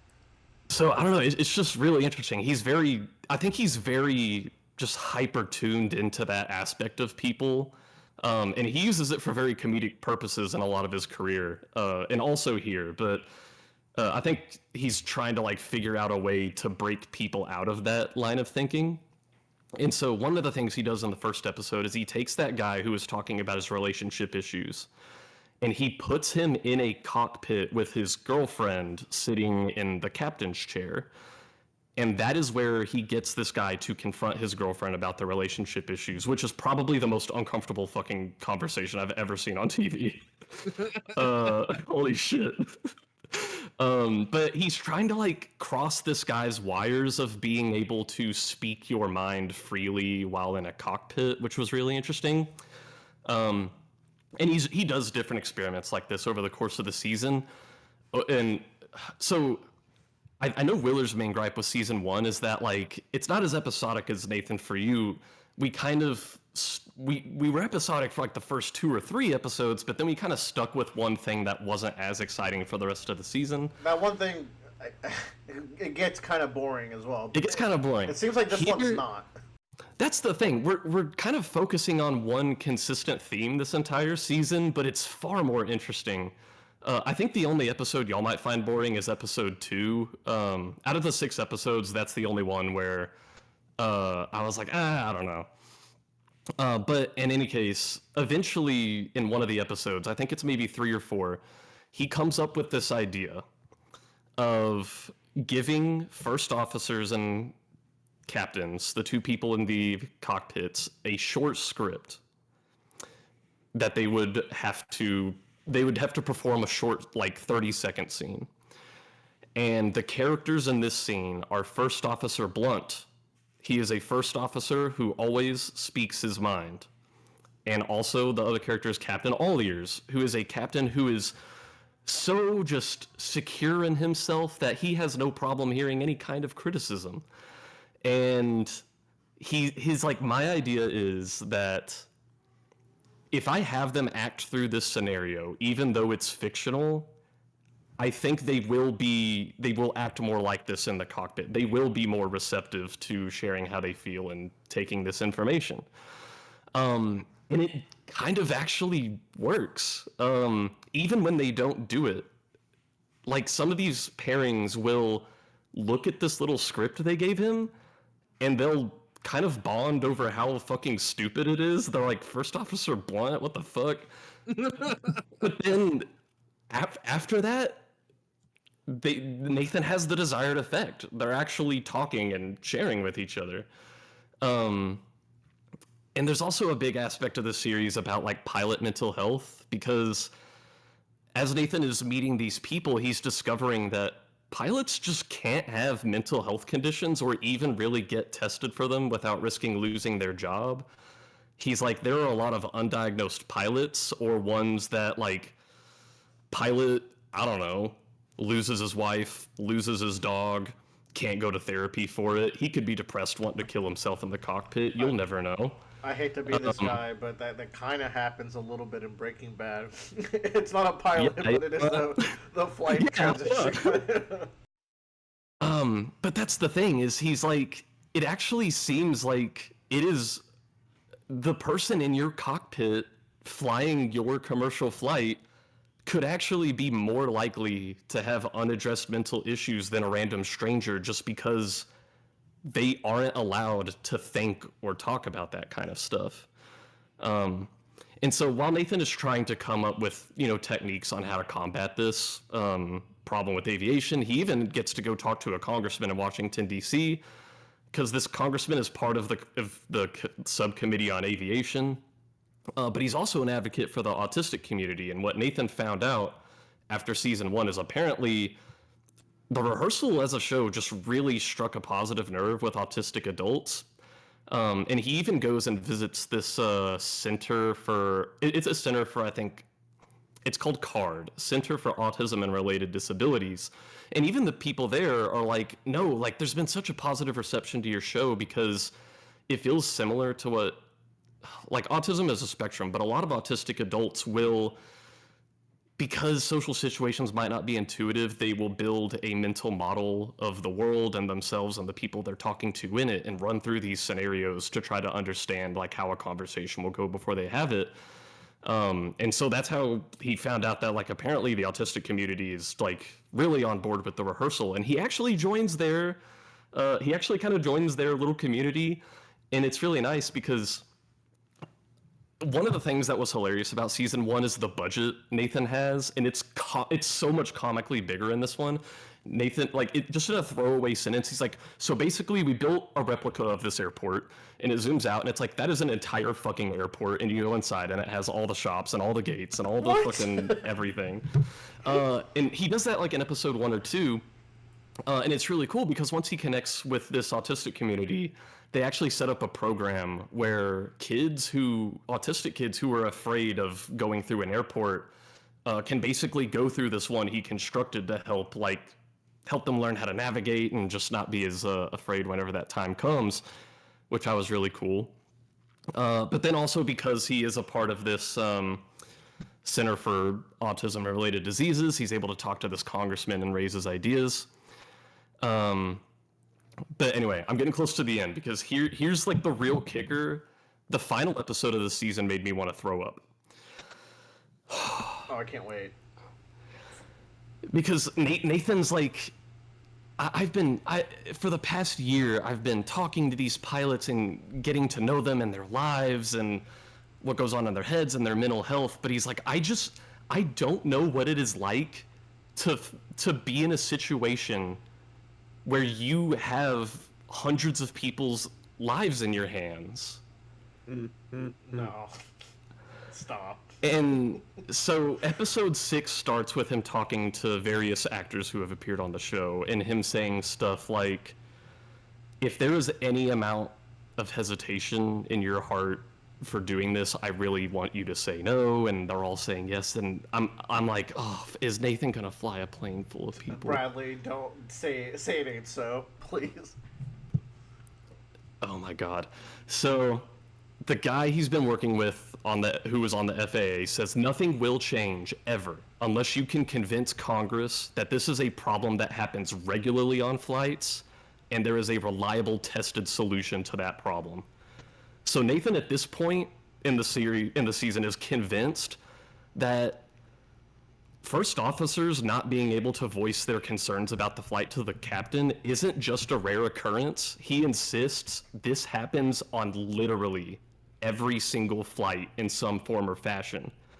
It happens all the time. It doesn't always lead to a crash, but whenever there is a plane crash, most of the time there is some form of this issue. And he's like, we all do this. He's like, I've heard stories of people who were in Ubers that saw their driver take out their phone for 2 seconds to look at something and put it away. And when that happens, you think about saying something to your Uber driver, but nothing actually happened during that 2 seconds. You didn't crash. So making a fuss about it actually kind of causes you more discomfort than that act itself did.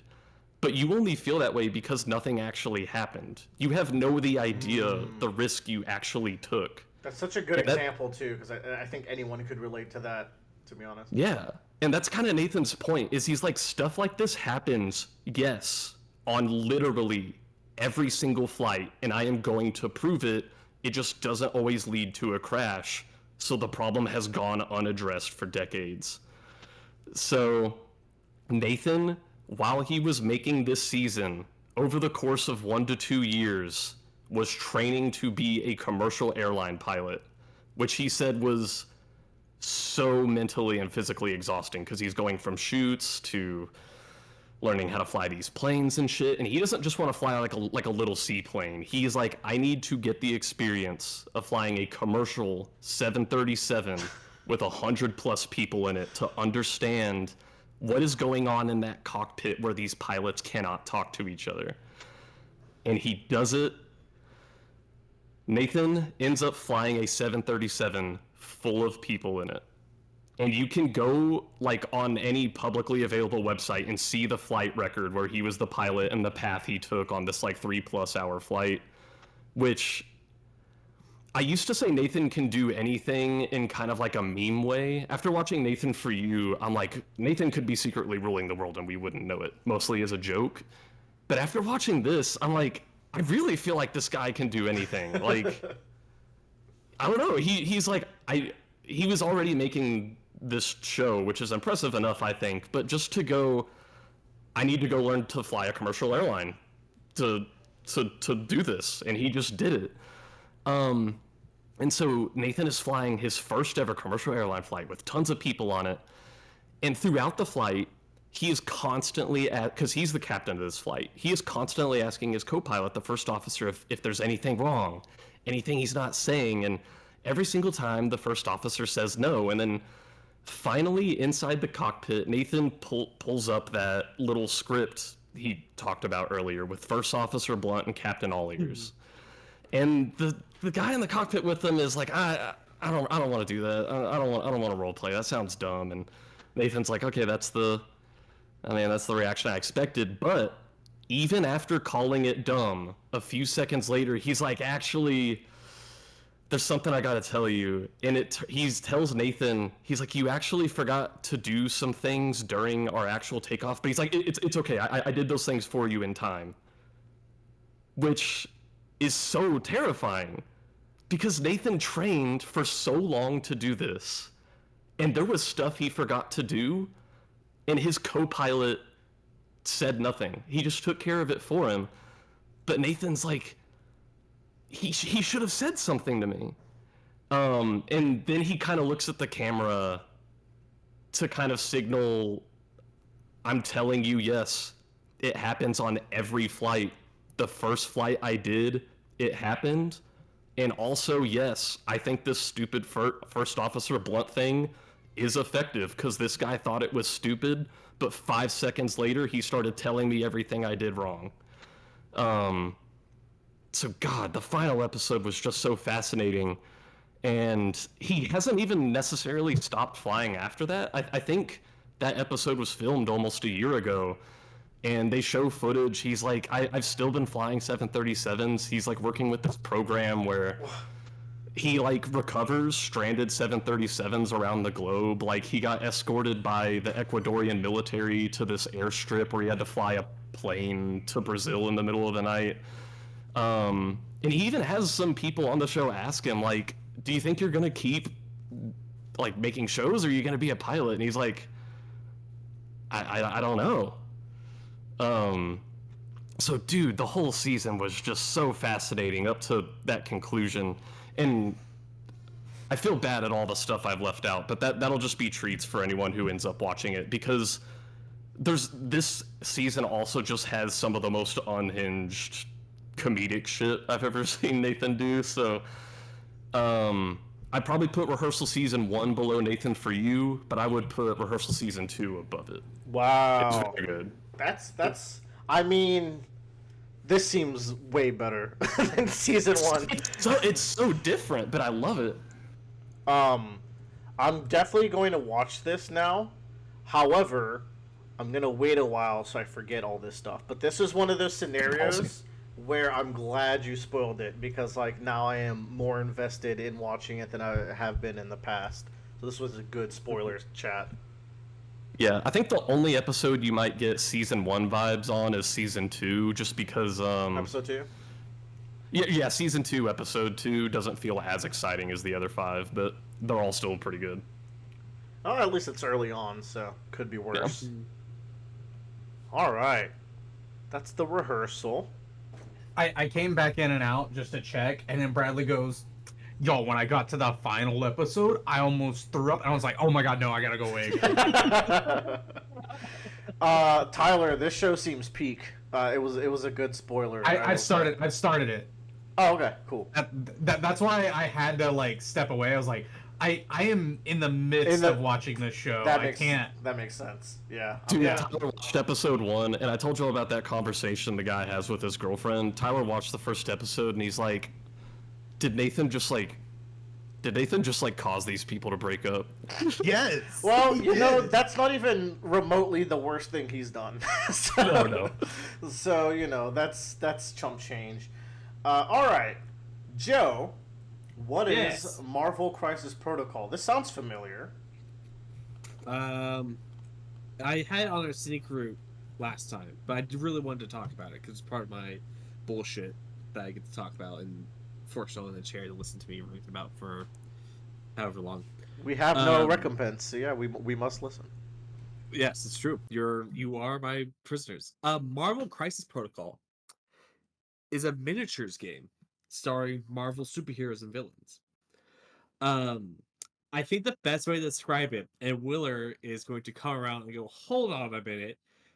The best way I can describe it is it feels like a miniatures game mixed with a fighting game. Ooh, how does that go? So basically, let me actually bring up the stat card for Captain America. Give me 1 second here.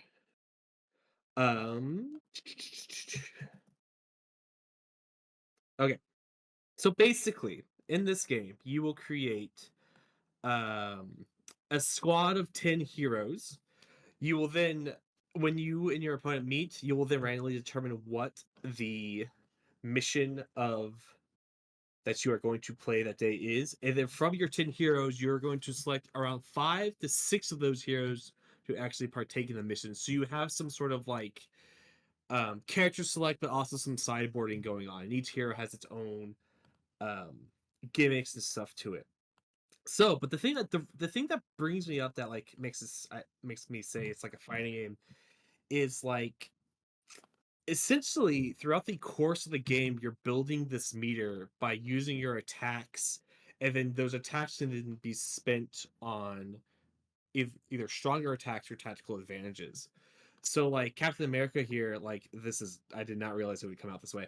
Captain America here, like he has his shield bounce ability, which will, if you're able to deal damage with it, get some more energy. He can then use that energy to do stuff like charge, which lets him move and attack, or perfect block, which makes him like defend more when he's attacked. Um, there's also a lot of movement and footsies in the game because there are these objective points that you want to hold on to, but you want to be like just outside your opponent's range to hit you. So you're constantly like moving in and towing in and out, back and forth constantly, to like get it hidden, build some meter, come back out, and then just like try to figure out a situation where like you can defeat one of your opponent's like minis. Uh, the big thing is though is when you get hit, for the amount of damage you are hit, you gain that much energy. So if your opponent does a bunch of damage to you, but he can't kill you, you suddenly have like full meter and can use it to like just explode and combo off. It's like a comeback mechanic then. Yeah, really, kind of a little bit more closer to like I guess X Factor in like Marvel vs. Capcom, where it's just like you're good to go. But it's so fun and so tense, and like the way that like basically on the board you have what are called secure objectives. These are your like bog standard, like you want to sit around the circle and you want to be the one having the most minis around this circle. But then you have extracts, which are these red circles that your characters can pick up and they like hold on to them, and you need to run around the board with them, and your opponent needs to try to take them back for you. So you constantly have to balance of like, I can stick this person here, but while he's holding this objective, he's not chasing down the guy with the football that's also scoring points. So you're trying to constantly balance it out. The other fun thing about this is all the terrain is interactable, so you can like pick up like a skyscraper and then throw it on fucking Tony Stark's head and deal damage to him that way. You're telling me Cap can do this? Not Captain America, so everyone has like their different like ranges that they can throw. Some characters can't throw, so like Captain can't throw. Hulk, being Hulk, does not give a shit. He can pick up whatever he wants and like throw it. Yeah. Or throw it far. You can also pick up like some characters can pick up other characters and throw them a certain amount of distance as well. So like there's a bunch of tools in each of these characters' toolkits that makes them like that makes that positioning like so that I really like in like Warhammer and stuff, that makes it like give it that extra layer, because you're like, okay, I not only have to worry about where I'm standing to hit things or where my opponent's gonna go, but he could pick up the fucking building I'm behind and just throw it at me, and I need to keep that in mind as well. There's tons of characters in the game. My friend is running a Web Warriors list where he's all the Spider-Man. So he's got Spider-Man, which is Miles Morales, Amazing Spider-Man, which is Peter Parker, Black Cat, Moon Knight, Silver Sable, Venom, all of them. And then I'm running X-Men. So I got Cyclops, Emma Frost, Psylocke, Kitty Pryde, X-23, Storm, Iceman. So those are all in my squad, and each of the teams has like the different dynamics. So like Web Warriors are really good at like slowing, and they're defensive, so they have a lot of movement and they have a lot of abilities to like slow characters.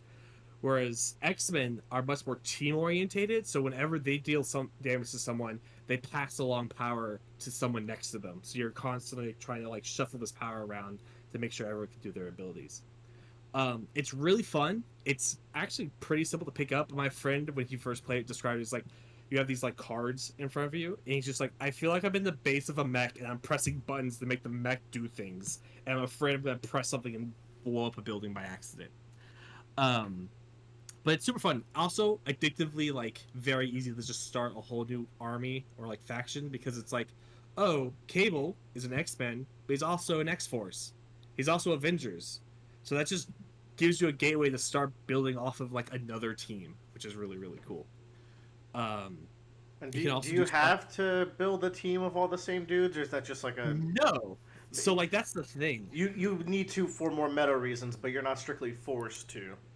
Correct. And even then, people like splashing characters all the time. So the rules of it actually is, so like Cyclops or like Captain America, like I posted here, he is the leader of the Avengers.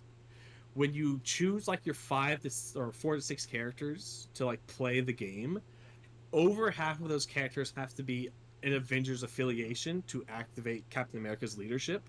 Once that happens, any other characters that join are honoraries of that affiliation and get the benefit of being in that affiliation. So you can have some like wild team ups where you're like Invincible Iron Man, Captain America, Black Widow, and then Ultron. And they are an Avengers squad because there's over half of the Avengers squad on there. So you get a lot of chances to like mix and match, and you feel very like comfortable. Like, I just like this character. I'm gonna put him in my squad. He can still run with the squad because so long as I have more than half, we're gonna still get our abilities anyways, which is really fun and really cool. Like my friend, he's running like Shang-Chi in his Web Warriors squad. Fuck that guy. That guy's crazy. He literally fucking dragon kicks your ass across the map and runs around and does it. It's so fucking stupid. I hate him. The other thing too is one of the big negatives about miniatures games is that you spend all your time like painting this model and you put him on the board and he gets fucking blasted turn one and is off. Yeah. So like the way they do it here is they split your health in half. So like when you hit your half on your health, you're considered dazed, and for in terms of rules purposes, that character is no longer on the board and cannot be interacted with. So what this means is that after you get dazed, your character is basically invincible. So when the next round starts, they come back up, and because they just took a lot of damage potentially, they're at full power and then just can go off crazy, which is really fun. So you'll always get a turn where your really fun character that's like high threat gets a turn where he gets to do the thing he wants to do, which I think is great. So it's like you don't have to worry about them being permanently out of the fight. They're just like, yes, like the consequence of losing that health is just like a temporary. Yes, it's still bad because if they go down again, they're out of the game, but it's good. The only exception to that, or there are two exceptions to that, are Hulk and She-Hulk, which are just 20 health monsters and are basically like, you have to fucking kill this guy or he's going to kill you. Yeah, you're not gonna fucking daze the Hulk. Yeah, which it sucks because the only way for you to pick up a football usually is you knock that other person out.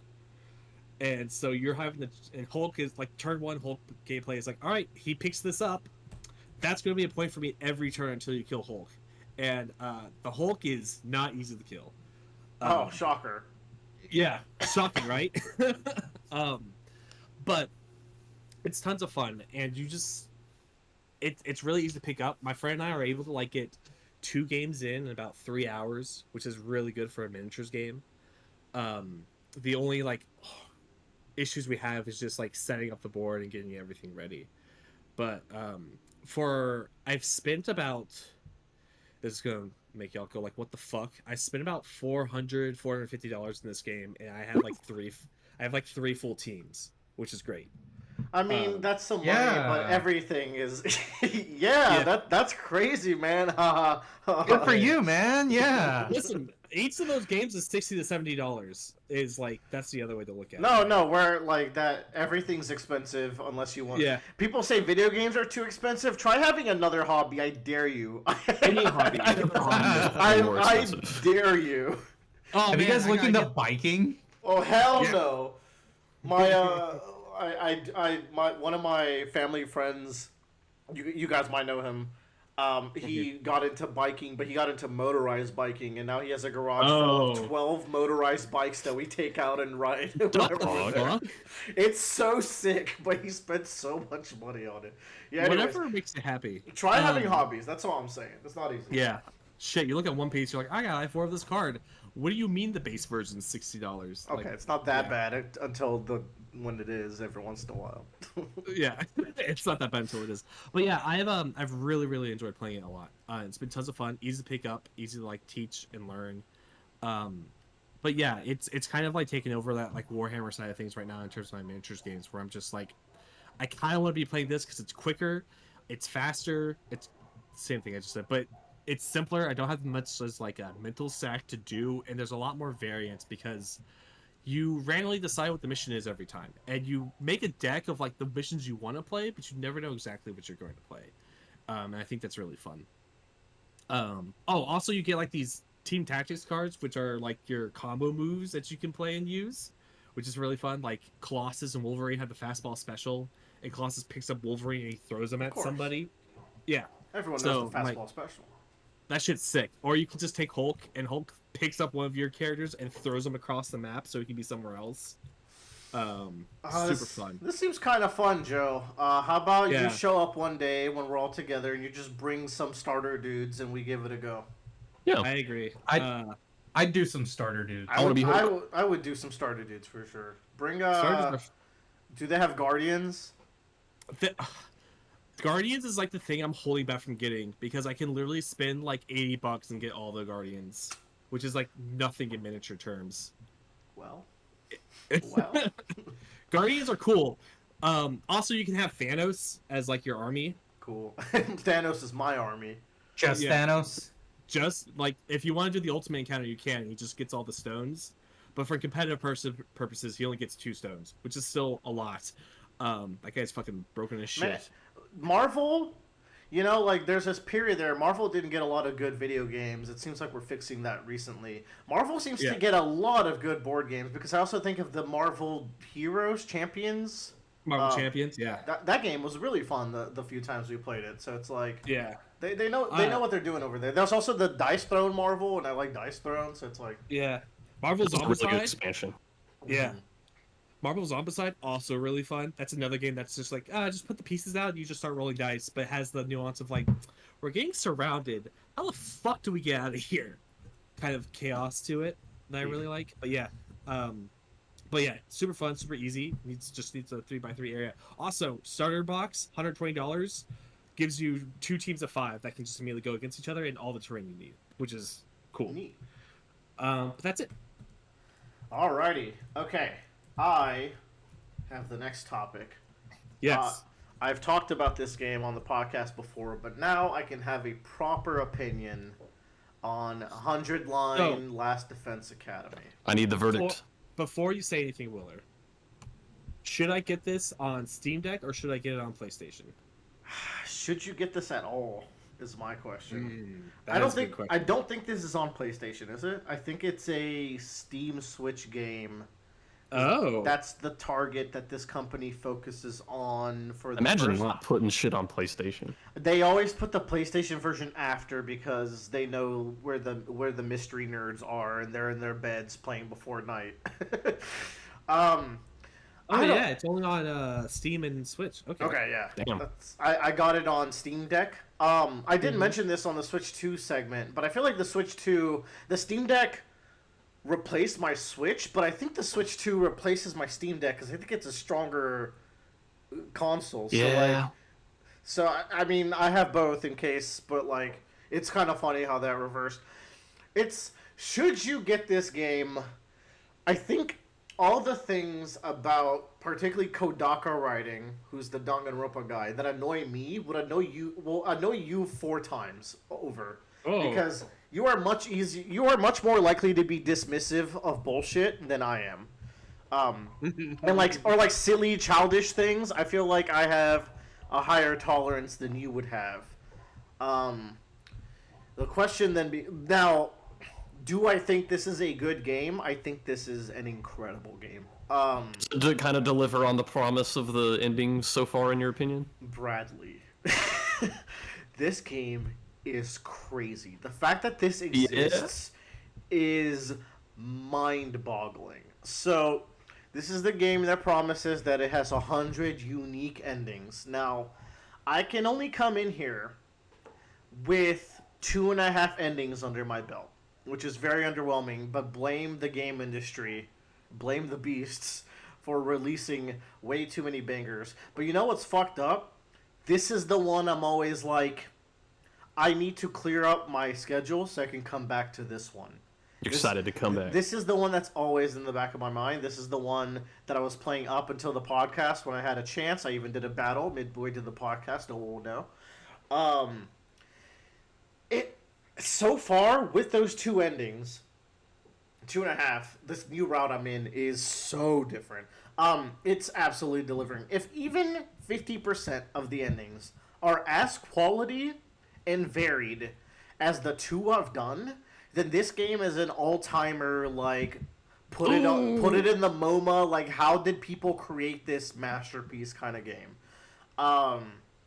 As far as, like, the concept and the execution, I think I'm going to spoil the premise. I've spoiled the premise a little bit, but I think I'm going to spoil the structure a little bit in this discussion. The reason why is I don't think any of you would play it anytime soon. And like me in the rehearsal just now, I'm like, you'll probably forget about a lot of what I'm going to say. That's where I'm at. Like, just the way you're talking about this game, I'm like, it's getting played during my lifetime. It's probably not gonna happen in 2025 because Jesus. You should really consider it if in the second half of the year. Know, that's the thing is I want to talk about it at the end of the year is the thing. Look, around September, just let me know like what's going on. Okay, so this is that game. You are 16 kids who wake up in a school after your home gets attacked. You live in the Tokyo residential complex, which is a domed city, but that's the only life you've known. That's the life your culture has grown in. But you get brought into this war to fight against invaders that are attacking the school, because in that school there is something that can lead to the destruction of humanity, so you are the last line of defense. Now, why are we the last line of defense? We're just some fucking, like, teenagers and young adults. So it's like, why do we have these powers that allow us to transfuse blood into, like, bleach weapons? Like, what is going on? The game takes course over 100 days, where you have to defend this school. In that 100 days, and this is the spoiler I wanted to get to the context, everyone's playthrough will be the same. You don't make a decision. You make one decision at the very start of the game. You go on to not make a single decision for the entirety of your first playthrough. Okay. Aside from gameplay decisions of, like, I'm going to invest resources into this character or that character. Once you reach the end of those 100 days, you unlock a mechanic that actually allows you to start deviating the story. And that is where the game starts. Yeah, that first playthrough is establishing a baseline of world building and mystery. And you will get a lot of world building, you'll get some mysteries revealed, but it is creating a baseline of which they will expand on greatly. The decisions you make change the entire story so drastically. If I consider, like, 13 Sentinels, like, the deepest mystery I've played through, and maybe the deepest mystery storyline I've experienced. Maybe One Piece will get there one day, because it's got a lot of depth into the mystery. This is the widest mystery I've ever played, where, like, at least from my experience, nothing is reaching, like, the levels of, like, layering into itself like a 13 Sentinels would. But the sheer amount of mystery here is almost, it feels infinite. It feels unsurmountable how much stuff you have to uncover and go through in this game. The one route I've done is I've made a decision here, a decision there. All of a sudden, about 20 days into the storyline, I branch off into this completely different side path where something has gone horribly wrong, and we have ostensibly lost to the main antagonist, and now she has taken over the school. It's only a matter of time before she breaks through and gets to the secret thing that's going to destroy the human race. So you are just her prisoner, and you spend, like, hours, like, potential hours of gameplay of just unique dialogue and scenarios that only happen because of you ending up in the scenario.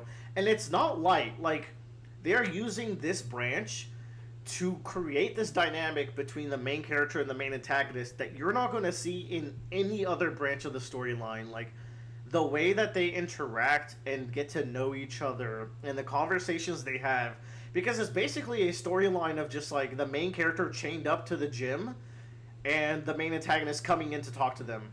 And there's, like, Dude, I love that. Just that idea of, like, just these relationships that maybe certain characters had that you will be aware of as the player, even when the characters are not. Yes. Oh my god. There's ostensibly going to be so much of that because while the main character knows a lot, you are going to start knowing more than them pretty quickly. I'll get to it in a sec. But like that storyline, you're going to learn things about the culture of the enemies, about the enemy's mindset, about like their main goals that I don't think you're going to get anywhere else. And another player might. It's like you got this relatively early into your experience with this game, but someone else might have gotten it like 50 hours later, and those revelations would probably hit them so much differently. This has now colored all the subsequent like ways that I interact with the enemy faction and how I understand like their structure and like their goals and their motivations. And I just happened to get it really early, and that one route branched into 2 endings. So I got one of the endings, and then I backed it up, and then I got the other. Still pretty meaty amount of story content when I backed it up. And then it's like, now I'm faced, like, to get here, I made, like, 10 different decisions. At what point do I want to branch off to next? That first decision, I only got there because I was like, hey, guys, no context, I'm giving you 3 characters, choose one. And Joe got to it first. He chose one.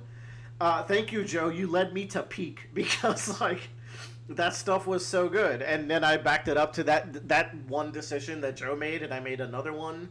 And now I've gone through a branch. So that storyline ends at about day 40. I am now in day 70 of a branch that is completely different from the main storyline gameplay. Everything is going so differently, and it's going so far into that branch. And in that branch, I've discovered, like, world-shattering revelations that I'm like, if this is not covered in other branches, I can't even fathom, like, what people would think of the story if they don't get to this first. Like, it's just that kind of, like, everyone's experience is going to be so different, and there's just so much to find out. The, like, only negative I've had is in that branch I'm currently in. When the characters discover this world-shattering revelation, they don't internalize it as much as I wanted it. I've since softened up on that as a criticism because, like, I did not realize how long this branch was going to be. I've been here for a while. There's so much fucking gameplay. There's so many, like, character moments that are unique to this. And they did eventually start internalizing and asking the questions that I immediately was asking when the twist was revealed. So, even when I was, like, uncertain about this game, for that one little storyline, it's getting there now where, like, everything is clicking and making sense. And I have to stress, this is just one branch. Like, this is just... That's insane. Like, so there was a story that I read. Uchikoshi and Kodaka, the 2 guys that are the spearheads of this game. Kodaka's the crazy Danganronpa guy. I think he had the base premise of the story. And Uchikoshi listened, and then one day he's like, okay, I'm going to draw out what you're proposing here on a whiteboard to show you how insane you are. And he drew it out. And Kodaka's response was, dude, you so get it. That is exactly why we teamed up. That is exactly why this is exactly why this is the only story that only us 2 could make. And Uchikoshi's like, oh, this guy was insane. There was no reason to, like, be brought to him. Like, this is exactly what he wants. My other favorite character trope: the sane person, the actually genuinely insane person, and the insane person loves the sane person. But that's the thing. Uchikoshi, the Zero Escape guy, is also insane. So it's like, yeah. And you can see when they're writing certain scenes where, like, this is an Uchikoshi scene, this one's predominantly a Kodaka scene. If you're familiar with their styles like I am, you can start picking it up. And what I picture he drew on that board was the thing you unlock at the end of day 100, which is the storyline, like, diagram. I think this is why the game is called the 100 line Last Defense Academy, because if you do the daunting task of getting all these endings, you're going to have this insane diagram of 100 lines because that's what the story is. It's like a story that has so much depth and like volume of mystery that it can branch off into 100 distinct endings. And so far, Bradley, the 2 endings I have got felt like satisfying conclusions to what they were building up to. So the only reason why I can't like score this game yet, I want to. I'm giving myself a goal of maybe reaching 20 endings by the end of the year, so I can have like a definitive like how do I feel about this game. I don't know if I'll ever get all the endings, and I think a majority of players won't. But I think 20 is like a nice number for me to make my like bottom line. No, the true strat for the true score is you got to do all 100 endings, and each good ending adds 1 to the score, so you get an out of 100 score. We are at 2 out of 100 so far. I really like the 2 endings I got. Oh man, but also okay. To get back to, I'm going to spoil one more thing about like why you can make decisions now. At the end of the story, your character's like Bankai ability, his Soul Reaper ability, evolves to a point where he can go back in time once. So it's like he now gets to redo the days with all the knowledge he has, including knowing things about some of our classmates that completely change how I interact with them now. And then he shows up, and it's like the first decision you have is like, do I tell everyone that I know everything or do I not? And that just like branches off into many ways. There's also some things I've been spoiled on by the credits. As I was reading, when you get to the credits the first time, there's a bunch of like things blacked out. But once you get it to a second time, that kind of stuff starts getting unveiled, including the name of routes. And one of those route names, I had to stop looking as soon as I saw it, where I was like, oh, this spoils what is going to be a huge twist. So I can't wait to even figure out how to get there with all the decisions I can make. Like, once I finish this route I'm currently at, I have no idea what point of the tree I'm going to want to return to. Because I'm just, like, at this point, I've made so many fucking options, dude. And I'm still making more. So, yeah, like, this is an experience. Like, for all the qualms that I have with Kodaka and Ichikoshi writing, where they are, like, sometimes they're cringy or immature, this is the best they've been. Like, this is the least cringe I felt from a Kodaka game. This is a huge plus. He's getting better and better. But there's still some characters that are like, you're just written to be the most annoying piece of shit. And over time, they soften on you. So it's like, that aside, like, I feel like that's a personal preference. What they set out to do, I think they're executing almost perfectly. Like, it's probably going to be perfect by the time I've gotten to it. And I've, like, from what I've seen on, like, Backlog, for example, where people, like, go and log the reviews, this is probably the most stacked game I've ever seen as far as, like, people only rated this, like, 4.5 and 5. Like, the graph is so skewed to the right. So it seems like everyone ends up, like, loving the game by the end. So much good news. I'm gonna dip into this before the end of the year. It can't wait that long. I will also say, what was surprising to me is how fun the combat is. This is I forgot about that. That's a whole. There is combat. This is a strategy RPG.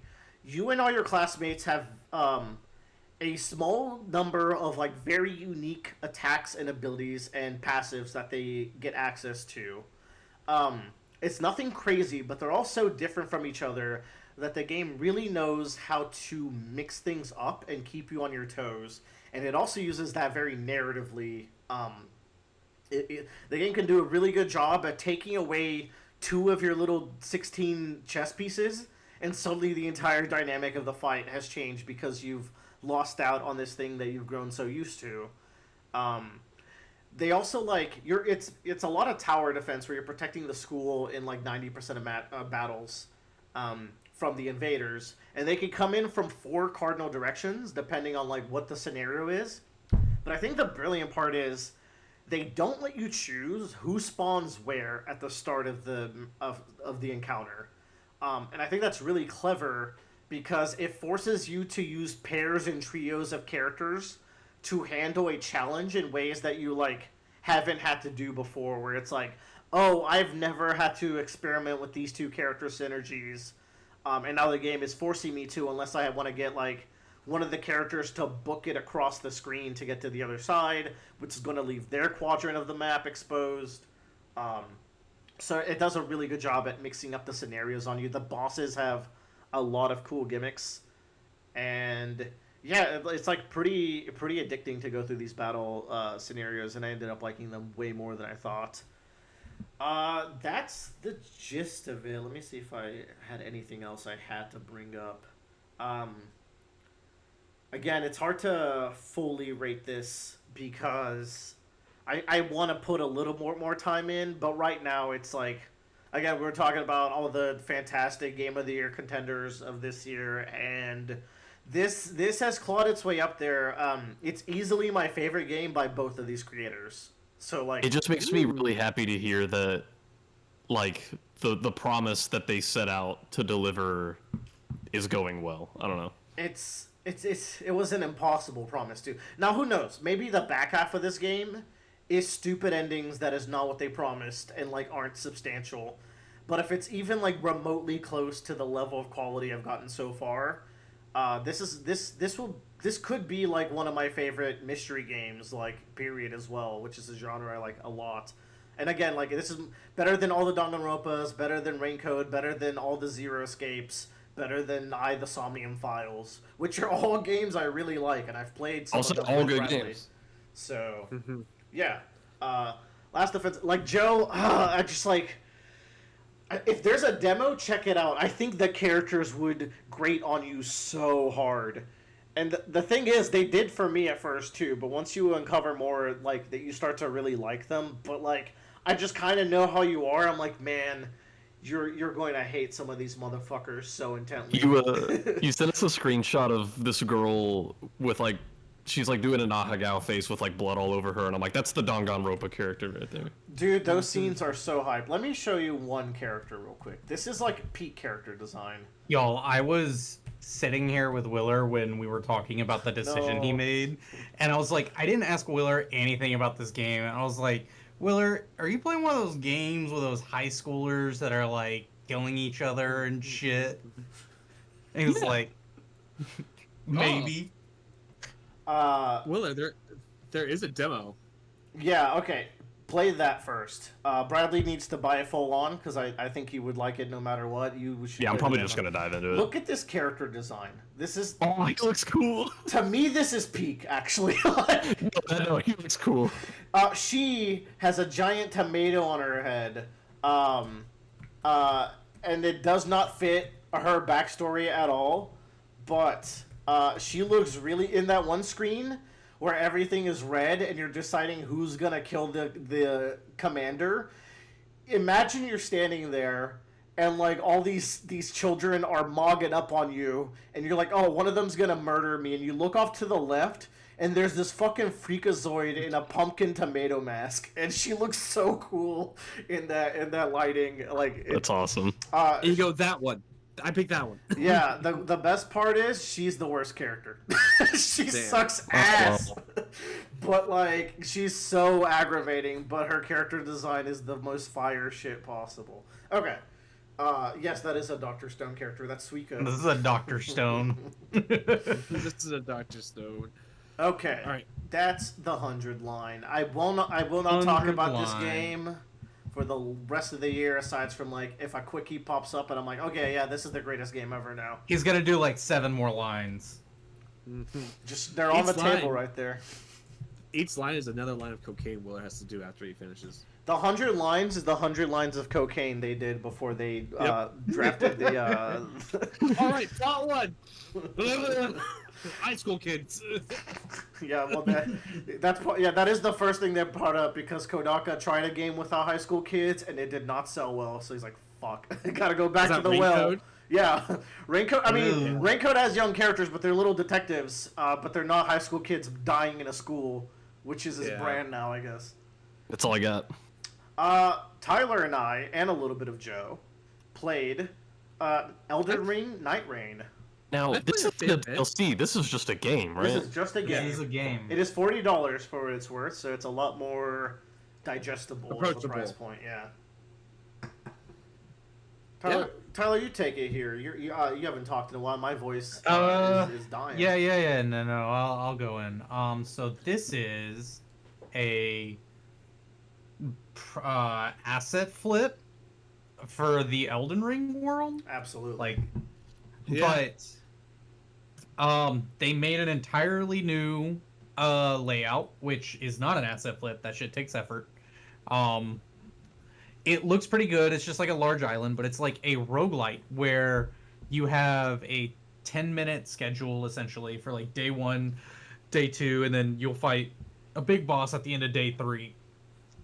And in this, you'll go in there, you'll fight bosses, you'll collect equipment that is just what exists in Elden Ring, and you'll you have a character and everything, and that character's like a class, and it's not like Elden Ring or like typical Souls classes where these you actually kind of matter. you can choose to start as the Wanderer, but the Wanderer actually has like a skill set and a loadout. Like they gave there's 8 characters to choose from at the start, which is like, whoa, come on, that's a pretty big roster, compared to what, Overwatch maybe? I don't know. I don't. We're just yapping. But I will say 8 feels really good here because they are all very distinct feeling. Yeah, they all have a passive, an active skill, and an ultimate. And also different mobility, like the way they move Yes. around and dodge and block even can vary. Oh yeah, the dodge thing, which is the most important feature of Elden Ring. Each character has a different way to dodge. You have 3 characters that have 4. Let's say half of them have a standard dodge. One has a fade away. The other one has a back step where they just kind of shrug and they're a tanky guy. The other one has a super dodge, but is also does something else that I learned later on. Yeah, I think I don't remember. There's one more way to dodge, but I don't remember what it is right now. But yeah, they all have kind of preferred weapon loadouts that they like to use. It says oh, this person really likes claymores, or this person really likes axes, and They also have a different stat spread as well. Yeah, and they say that, but they don't really tell the average player what that means. They've really dumbed this down, where you in order to level up, you just go up to a bonfire and level up, and you don't have to think about it. And the reason that they're don't tell you anything beyond oh, this person likes great axes or or katanas is because oh, that character specializes in dex. Katanas are dex weapons, so if you pick up katanas, they'll deal more damage with that weapon. And it's also you can't guarantee you're gonna get good katanas in your run, so you might have to be walking around with an axe, sometimes even magic, if that's the best thing you found. Yeah. I kind of like how this game starts out, where it's the tutorial boss, because it probably took us 8 tries to beat the first boss. And the big thing about it is a 3-player co-op experience. 3 players, no more, no less. You do not play this game without 3 people, because it is all the final bosses and midday bosses are kind of optimized for 3 people. Mm-hmm. You can play solo. They patched it after we started. Yeah. And what they did is you get a lot more souls. And when you play solo, the enemies, I think, are scaled to take more damage. And more importantly, you start with a revive, and you can buy more revives at any shop for 10k, which you have 10k laying around here and there. So you can stock up to 2 or 3 revives. So I am keen to try a solo run, but it is very much a team-based game for the most part. Which is counterintuitive to the way most people like to play Souls-like games, probably. Yeah, that's me. Yeah. So it's I have enjoyed this game immensely, actually. Because even though I've played or restarted Elden Ring 3 times, I don't have the time really to replay through Elden Ring multiple times in my life anymore. So that's not true, because the time you spent on this game, you could have not only beaten the DLC but also played through Elden Ring twice in a New Game Plus. So I only have 25 active hours played on this game. Yes, that's how fast it takes to do some of that stuff. You told me that the DLC takes 40 hours. If you're exploring like every little nook and cranny, but a run of Elden Ring takes you like 8 to 10 once you've beaten it once. I'm sorry, what? Oh, Are you just sprinting through all the bosses? that's once you've beaten Elden Ring once, that's all you need to do really. You don't have to go explore anymore. So, it sounds like they've consolidated that experience into this, where you just run through the Limgrave a little bit, kill some enemies, grab a specific item that you want, and then go fight the boss. I'll just say you have the time to do it because you've literally spent the amount of time playing this game, and you'll Correct, but continue to you just said that once you're done beating the game, you essentially do what we're doing in Nightreign. Yeah, but it's fun when you do it that way. And here's the twist: Mr. Elden Ring FromSoft guy over here does not like this game very much. Yeah. I think this game is really disappointing at what it was trying to execute. Now, it's not a bad game. You could still have a good amount of fun with it. Particularly, like, those last bosses, when you beat them, it's very exciting. You have to put in, like, a lot of work and coordinate with your team. If you're on voice comms and stuff, there's a lot of fun to be had. And there's fun stuff that pops up here and there, but the fact that it's here and there is where I take a lot of qualms with how they designed this game. And it might be the fact that to you, you're seeing a lot of this for the first time.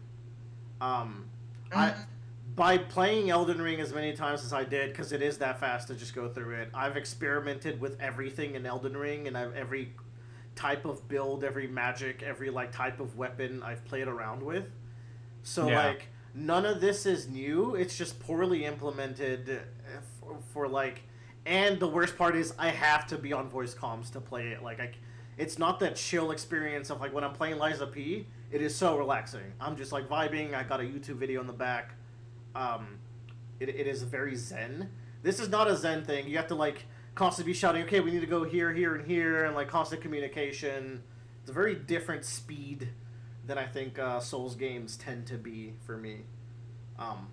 But again, I also think the way that they handle randomization, the way that they handle like which bosses spawn in which Night Lord that you select, because you select a hunt like it's Monster Hunter, but it's very limited what can spawn in that hunt. So it makes especially that first Night Lord feel really bad, because you're seeing so much of the same things within the first 2 hours of the game. If you are doing multiple runs of that first boss, you're seeing so much of the same stuff, and it's really disheartening. It gets a little better when you unlock the other bosses, but even then, like, they start sharing enemies. Like, multiple bosses can have like Crucible Knight or a Gaping Demon, and it's like, I don't know. If this is an asset flip game, I just throw it all in there, man. Just make it a mess. You don't need to optimize them. You don't need to like give it that much thought. I would rather just see a bunch of random shit all the time. Bring in all the Dark Souls 1 through 3 enemies. Like, fuck it. But they're very like reserved. It feels like very low scale on the things you can see. And like sometimes you'll see something new for the first time, and it's like, okay, well, how come you're not spawning something every run? Like, you'll have some runs that are just very standard. You just go from A to B to C, do the boss. A, B, C, do the boss. With no, like, crazy spawn variation that happens to, like, mix up how you play. Also, I think the pacing of a run is very quick and severe, because, like, there's a shifting land that is a giant city that can spawn in the middle of the map. It's impossible to explore that city in any satisfying way. There's just not enough time. The only way to engage with that city, or the giant fire temple that can spawn in the volcano, is to book it. Like, to just absolutely run through everything to get to the end. So it's like all this stuff that they designed, all these side paths, that the game is just not built to allow you to actually experience or enjoy. And that's really disappointing. I am loving this game for all the reasons you said that you don't like it.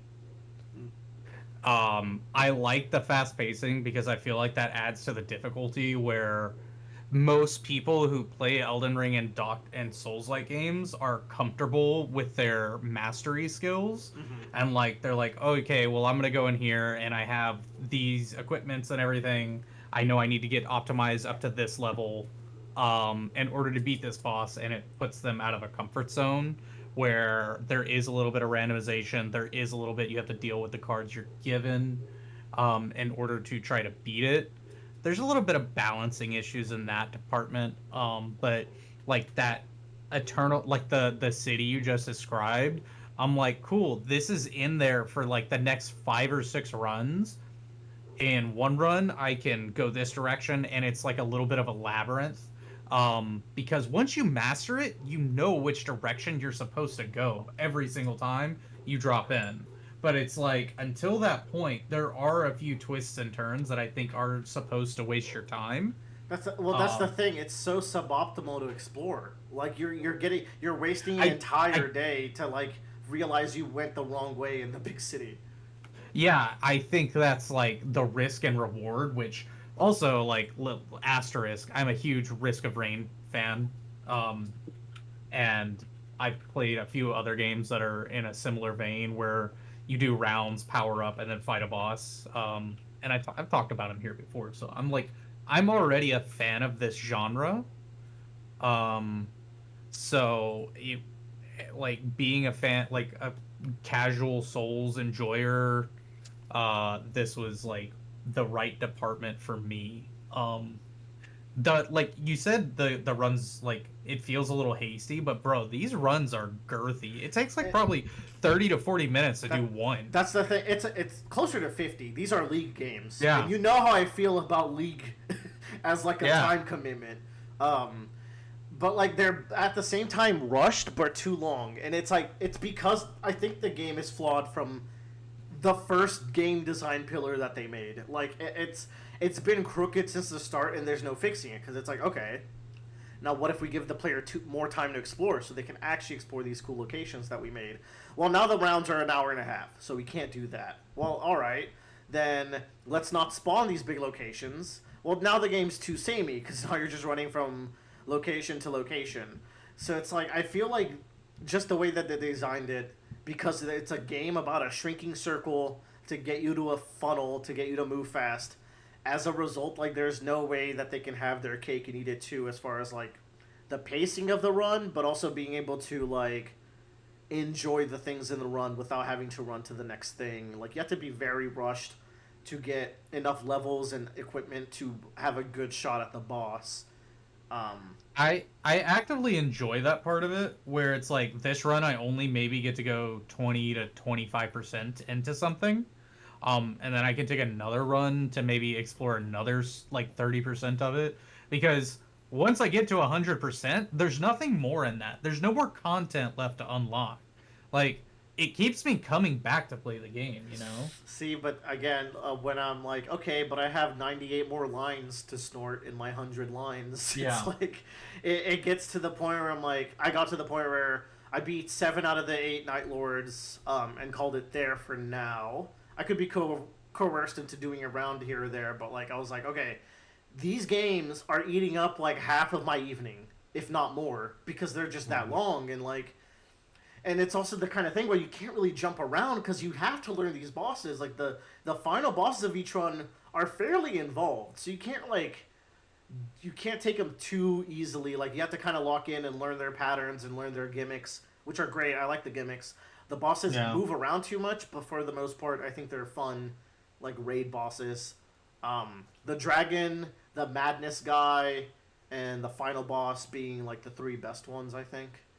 I liked Augur fight as well, which we only did once. Yeah, he's in the air too much. I feel like Augur, if you don't have range options, would be abysmal. I went back and fought it with Joe. It was not that bad. Okay. It was not in the air as much as when we fought it. Okay. I guess you can. I guess it can be forced down with some mechanics. Yeah, it'll depend on like, I think like how spread apart everyone is and everything, but also like the bosses. They have a little bit of fine tuning to them too. Like, You can tell they just kind of threw like Gaping Dragon in there, and that's fine. But like I like the tree yeah. But then they have like Tree Sentinel, and it has like 2 flank guards with it. Yeah. They have the flag guy, and the flag guy has different mechanics. Like sometimes he can be rot, sometimes he can be frost. To be fair, that's he works exactly the same in the main games, because including summoning like the spirit dudes. Well, yeah, but he summons them in the rot camp, right? Like, is there a frost version of him? Yeah, there is. Oh, I haven't. I'm probably there soon. Probably. But I like the like part-time events that show up. So I've seen 4 active or like 4 like part-time events that have happened. There's the media. So other than like the giant ones where it's like the mountain, the crack in the city, the duplication city, or what's it called, the lost city, yeah, Noctrum. Noctis, and then there's the rot camp. I think the mountain is the worst. The mountain is such a trap. That's one of those where it's like you just don't have enough time to really like do the mountain. You just have to run through it. Yeah, I think it's like the mountain is the worst, and then the lava area is like pretty good, especially if you make it to the very end and you get that reward. I like the lava area. Again, like there's nooks and crannies of the lava area that you should just never go to, because like it's just gonna eat up too much time, unfortunately. I like Noctis a lot. I don't know if you've gotten to actually do the Noctis event yet. Yeah, no, I strongly disliked it. Yeah. I liked that one, but it is a little bit dependent on like which character you're playing. Like if you're playing the Executor, and it's like, cool, I can get like a great purple katana just as good as my other one, and we'll dual wield. Or but if you're like a magician, guy, it's like, well, I can duplicate my spell, that I can't make use of the fact that it's duplicated. It really benefits from communication in that department, where you're gonna be like, oh hey, guess what? I don't have a fire weapon yet. Oh hey, I have a really good fire weapon. Cool, we can share it and like use it to stun the boss. Joe, you've played a little of this game. I'm curious on what your takes are, given the conversation so far. I've played a good amount of this game. I only have like 3 bosses left to beat. Okay, wow. Joe's an expert at this game, actually. Incredible. Every time Joe plays, he beats the boss. Yeah. Incredible. I don't know. I have no desire to play this game by myself. Like 0. Like yeah. And every time we boot up and I think about like, man, I'm having a good time. I kind of like the mechanics, everything. I think to myself, I'm not gonna boot this up, but I'm not gonna boot up to play by myself. I would go boot up Elden Ring, and I'd run Elden Ring or something. You should. You should go beat Elden. Yeah, and it's just like one of those things where it's like, I'm glad it's $40 because I feel like I did not invest a lot into this game. I'm also glad that like. I am not like, it's not a game where like you can fall behind in terms of like the stuff you have. Like I bought this game and we started playing immediately, which was really, really nice. Yeah. You get to skip the tutorial even. Yeah, it's true. That's Joe's favorite part, is skipping the tutorial. He loves it. The thing is like, I don't know. It's missing like some sort of passion or soul that I really like from the FromSoft games, which is not bad because it is like an asset flip, and like time is money and money is time, and like they get to make this game. But at the same time, like if I never bought this game, my life would not have changed. I bought this game, I don't feel any significant on my life for like what I want to do. I do think that the matches go a little bit too long. But I also know that I have a really fun time when I play with like Tyler and Willer and Gus and everyone, and we're just kind of goofing around and having a laugh. Like just when it's like one of those games like you can get shenanigans to happen, and that's like when playing this game with Joe is so fucking funny. He's such a magnet for stupid things. And the thing is, like, it's not like I try to do it; it just happens. Like me and Tyler, like went against Libra, we like spawned, and we're like, what the fuck is that? And there was just the sun and the sky killing us. And like, yeah, Joe. It's the sun. It's mad. It was just like, oh, okay, all right, that's fine, I guess. So, ooh, I'm spot. But yeah, it's, I don't know. I can't say I would be like praising the streets for it either. But if someone came up to me and was just like, I think Elden Ring's one of my favorite, or Nightreign's one of my favorite games I got to play this year. I'm like, that's cool, bro. Good for you. I'm glad you liked it. I like it enough to give it a solid 3 out of 5. Yeah, that's slightly higher than my score. There you go. We're in line. I'm the mastery system is also something I'm a fan of. Yeah, the relics are cool. The relic system is cool. The passive earning of abilities you put into your little chalices. So you can make your character start with a little bit more perks. So it rewards you. It has a progression over time where you do feel a little bit stronger starting every run. I didn't play the Executor at all, for a while, and then I got this thing that lets me start with poison on my weapon, and then on the same thing, if something is poisoned, my attack goes up, and he's super jacked now, to the point where it's my starting katana starts with bleed and poison, and I will just upgrade that before the end of the first day and be insanely strong, and I like that loop. Yeah, there's a lot of strong points. My closing argument here, hardly an argument, but I've told Joe this.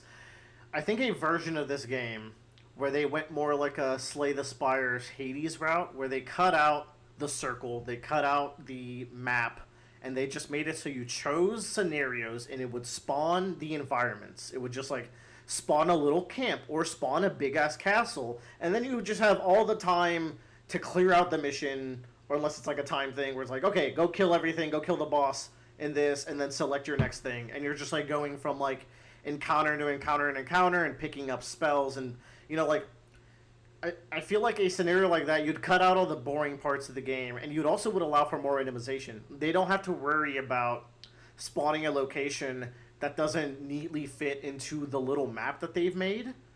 They can just spawn a room. They can spawn a room from the Halig tree, or they can spawn a room from the DLC, and fuck it, we have the assets. Let's just make a little arena, spawn some enemies in, you get your randomized loots and your drops, and you keep going from there to there, and just speed run to the boss. I think I would personally enjoy that game more. Now, that's not the vision they went with. They went for the shrinking circle 50-minute run vision, so the fair is fair. That said, even though I don't love this game, I'm not at all mad that it exists. I'm actually really glad that it exists, because good on you, FromSoft. Experiment. I'm happy that a lot of people there are some people that love this game. There's a lot of people that are meh on it, and it's cool that they made something polarizing. But when it hits for people, it really hits, and even I've managed to have a lot of fun, and it's different from their style. It does make me a little concerned about the Duskbloods.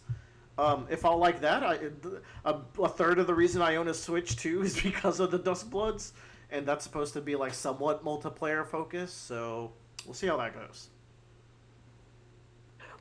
Yeah, I'm really excited to see where they take this game, because they obviously have a team focused on it. Because not only that, it sold really well. Yes, it did. My biggest beef with this game is their lack of contemporary back-end multiplayer functionality. It is absolutely embarrassing. Game Freak levels of embarrassing. That they can only do multiplayer within its own ecosystem. The true final boss of Japanese game development. Multiplayer. Yeah. Two of my favorite companies being absolute dog shit. I love it. Gotta love It's it. just why? I don't know. It's very frustrating. If they actually manage to pull out crossplay within 6 months, that would be cool, but I know they won't. I'm just coping. I do think this game will be a much better game in 6 months. They'll have ironed out a lot of the things.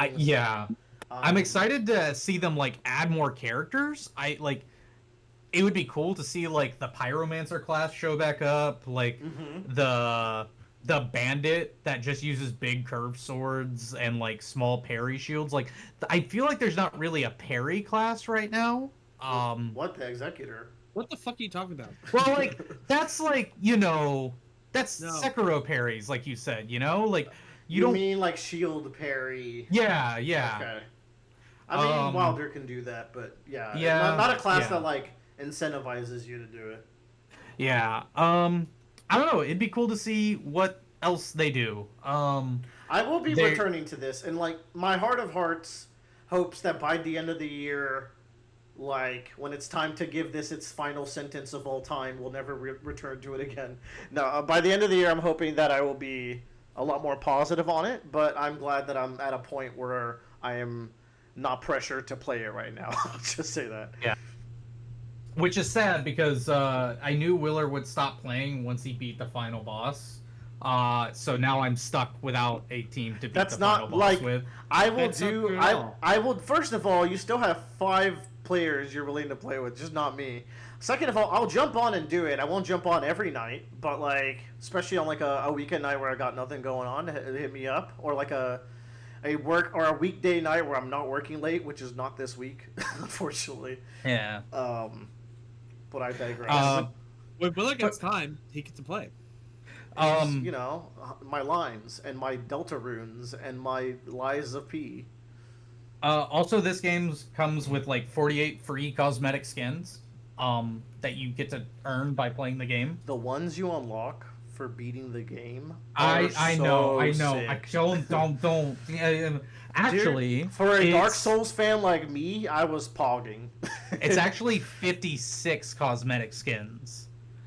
Because each character has a secret skin you unlock by completing their own quest line. Oh, the quest system sucks. Anyways, we need to move on. The quest from system this. does suck.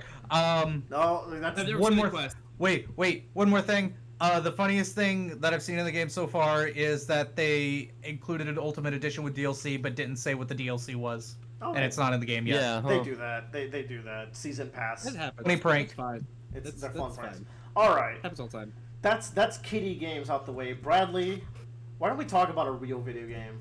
Yeah, we're done with the baby games, all right? I'm glad I finally get to talk about Fantasy Life I because, first of all, I never thought Fantasy Life would even get another game. It was one of my favorite games on the 3DS. I played, like my first file had like 300 something hours, and then years later I made another file, put in even more hours than that. Please refer to Roundabout Cast episode 5 or 6, where Bradley Yeah, talked honestly. about Fantasy Life. The easiest way to describe the original, and even I guess Fantasy Life I to people, is kind of like an open world RPG version of Animal Crossing. But I don't know if that gives the full picture.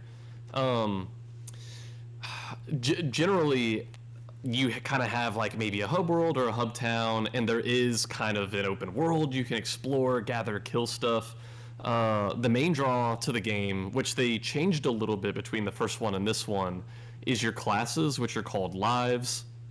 And there's like there's traditional ones like mercenary, hunter, magician as like combat classes, but then there's also like woodcutter, angler, carpenter, tailor, stuff like that.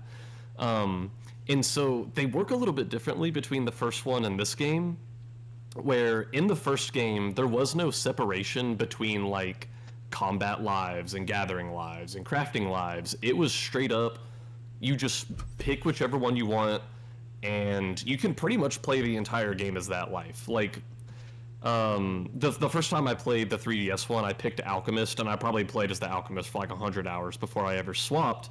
But it was nice because as you're doing stuff as the Alchemist, you level up your Alchemist class, but you also get like a general experience that levels you up with your health and your strength and your stats. So like if you picked a non-combat life, you'd still be able to defend yourself. You wouldn't fully fall behind, but if you wanted to do like the end game stuff or dungeons, or if you were having trouble on a segment, you could go swap to like a combat life. So in 2, they've made the separation between like combat and the classes that gather and the classes that craft things. But it's actually kind of nice because now, let's say I'm going up and chopping a tree. In the previous game, you know, I can cut trees even if I'm not the woodcutter class, but I'm not going to be able to cut it as effectively, and if I'm cutting it as a woodcutter, I'll get just way more materials for cutting it. And so a lot of times in the 3DS game, people like me just wouldn't care. I would just cut the fucking tree even though I'm a fisherman. But other people would get annoyed because they'd be like, no, I want the full benefits of cutting this super rare tree, so I'm going to go swap to be a woodcutter, and I'm going to come back and I'm going to cut it. In this game, whatever you're doing is just the class it instantly swaps you to. If you're cutting a tree, it just instantly swaps you to woodcutter, catching a fish. You just walk up to the thing and press X on PlayStation, and boom, you are that class. So yeah, and you're there. So that's a huge quality of life upgrade for people that didn't like having to swap around. It is kind of weird for me because part of the charm of the original was the fact that you could play the entire game as one class. So like, for example, I would play as the Alchemist, and I'm kind of weak as fuck. But you know what? Only the Alchemist can make bombs, and they can make a wide variety of them, like freeze bombs and stun bombs and fire bombs. So that's kind of what I did in my playthrough of the 3DS one, is I was just like the bomb guy. So it was kind of fun that you could make a non-traditional combat class work as one. So this game, you kind of lose that charm. You pick a combat class that you want to swap to whenever you are fighting. So that's different. I don't know if it's necessarily a pro or a con. It's just different. As far as the combat itself, the combat in this game, it's still not the most exciting combat you're going to find anywhere, but it's a hell of a lot better than it was in the last game. It's kind of fun. I like it, dude. Because, like, you get stuff like dodge rolls, and you even get, like, perfectly timed dodge rolls, and you have attacks that you can do out of dodge, and over time you have your skill tree, so you're going to get, like, special attacks. Like, if I may be so bold, this is better combat than any top-down Zelda. Like, yeah, definitely. And like, this is better combat than leading competitor like Stardew Valley by like quite a big margin. No, that's a big leap. And it's definitely better combat than other leading industry titan, Animal Crossing. so like, it's 0 to 100 literally that matchup. So it's like, I quite enjoy it. I enjoy switching to different lives to kill certain enemy groups because certain lives have like quests to kill certain enemies, so I have to like constantly be switching. I like learning the little intricacies of each class with the combat. Just, throwing that out there. Yeah, no. It's a lot more engaging to fight stuff in this game. Now you mentioned Animal Crossing, and the thing is, there were years and years where I never thought Fantasy Life, one of my favorite games, would even get another entry. And then they announced this one years ago, and I actually spent a long time not being excited for it, because the first time they ever showed it off was in a Nintendo Direct very shortly after Animal Crossing New Horizons came out. And what they showed in that debut of this game was... It just looked like Animal Crossing New Horizons. They were just like, you get an island, and you get villagers, and you can terraform it. And that is in this game, but they underplayed their hand so much, because I was sitting here, I'm like, where's the rest of the fucking game? If that's all it is, this is so much less than the 3DS one. You don't even unlock that until like 7 hours in for me. That's what I'm saying, and I'm like 35 hours in. I haven't even really engaged with that part of the game yet. But you can. Like, Emmy's Island looks fucking amazing. And so that's the thing. You have like 3 different worlds you can travel between in this one. It's called The Girl Who Stole Time. There's time travel in this. So essentially what you get is a present you can visit, and the present is essentially where you would do that Animal Crossing style, building your village, terraforming, making it how you want. And it also kind of serves as like a hub world you'll come back to eventually once you develop it more and like build a guild office. So that's the present. There's the past world, which serves first as the tutorial. You get thrust into the past and they teach you how to do shit. But then over time, you can revisit the past, and the world in the past keeps expanding. You unlock new islands. And so while there is an open world aspect to this game, that's the third world, the past is kind of like a more curated world experience. Like, you can kind of explore an open world, or you can explore this more curated world, I guess. And so yeah, the third world, while you're early in the game, it's kind of unclear whether this is supposed to be another time period, whether it's the future, whether it's another world entirely. But you get a pretty expansive open world to run around in and kill stuff and gather materials. Now, as far as the pacing of the game, this is one thing where I'm not sure how I feel about it. The pacing is very fast, and I will say the best thing about this game is the dopamine loop, because I feel like every 30 seconds I am either leveling up or getting a material I needed, or getting introduced to a new place, or finding some item. I want to circle to that point once you finish your point. Yeah. But the pacing of the game feels a little... It's good that it feels fast, because like I'm constantly doing stuff and getting stuff, but I don't feel like I'm really getting to sit with the stuff. Let me put it this way. In the first Fantasy Life, I kind of worked my way up to building my first bronze sword, and I was proud of it when I did, and I'm going to be using that bronze sword for a while, because there's a lot of stuff I still want to do in this first area. This game is much more fast-paced, I think, with how you level up your equipment.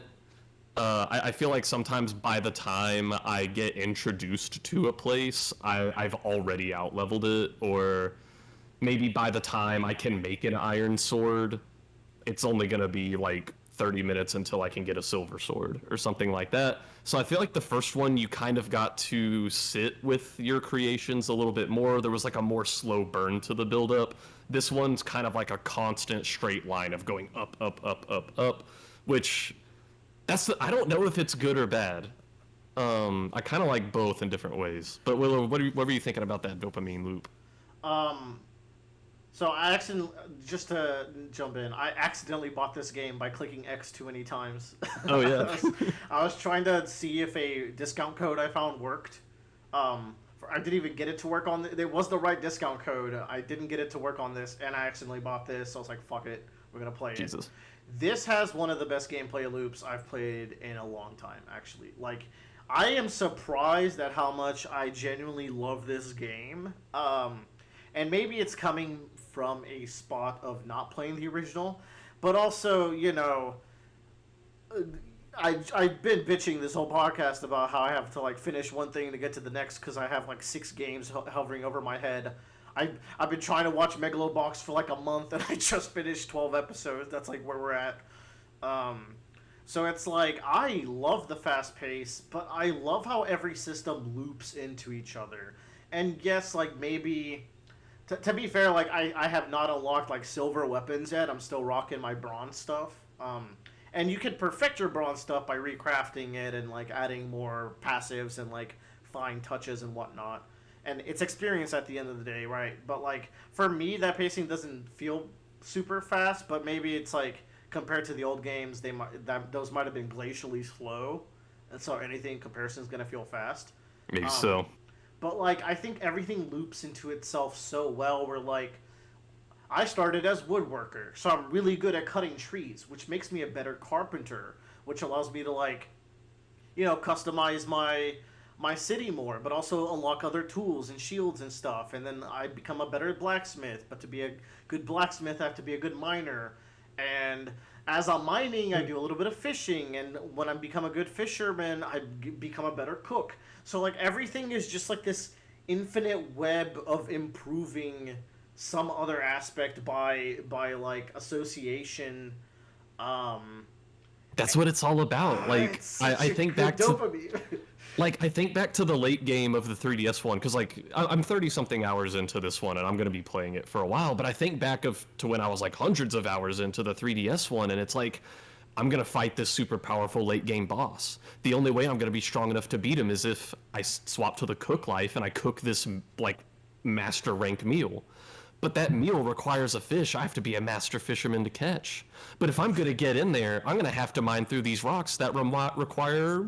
maybe an adept miner. So I don't know, it's just it's fun how all the systems kind of touch on each other. And what I really like is, especially in this Fantasy Life even very mundane tasks like chopping down trees are still kind of fun, because you move around the tree to find its sweet spot, and then, like, if you're fighting a boss tree, like, the sweet spot will change.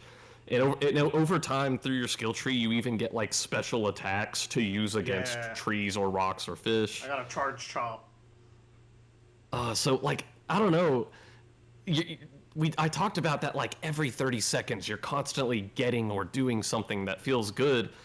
but just even the really mundane stuff like mining rocks or catching fish feels so good. Like Animal Crossing, I don't know, I throw my bobber in the water, the fish taps it 2 to 4 times, and then I hit A and I have the fish.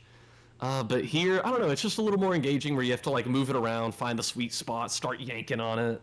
Comparing this to Animal Crossing is very unfair. This is so much That's better what I'm than saying. Like, there's just so much more going on, dude. This is the best of this type of game I've played since Stardew Valley, and I fucking love Stardew Valley. That's the thing. We have so many town builder cozy farming sim games out there that it would be really easy for this to just kind of be like the rest of them and fade away, but I feel like it really sticks out. To me, this is the one. Like, I immediately got hooked, and like I reached the 10-hour mark recently, and now I have like access to things, like we're doing shit, like I don't know, and maybe I don't feel over leveled at each location I reach also, because I'm trying to keep like a solid pace, but I feel like if I was playing the older ones that were more glacially paced, I would not be as into it as this like more like streamlined, faster paced version by comparison that you're describing. And also like maybe the end game challenges are intense enough that it's gonna force you to like slow down, right? Like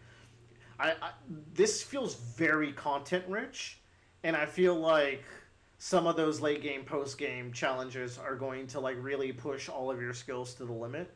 And I imagine, and like I think that'll get that fix for me if I ever get there. From like I get the charm that you were saying of the slow progression, but I bet it'll still reach that point at a later date.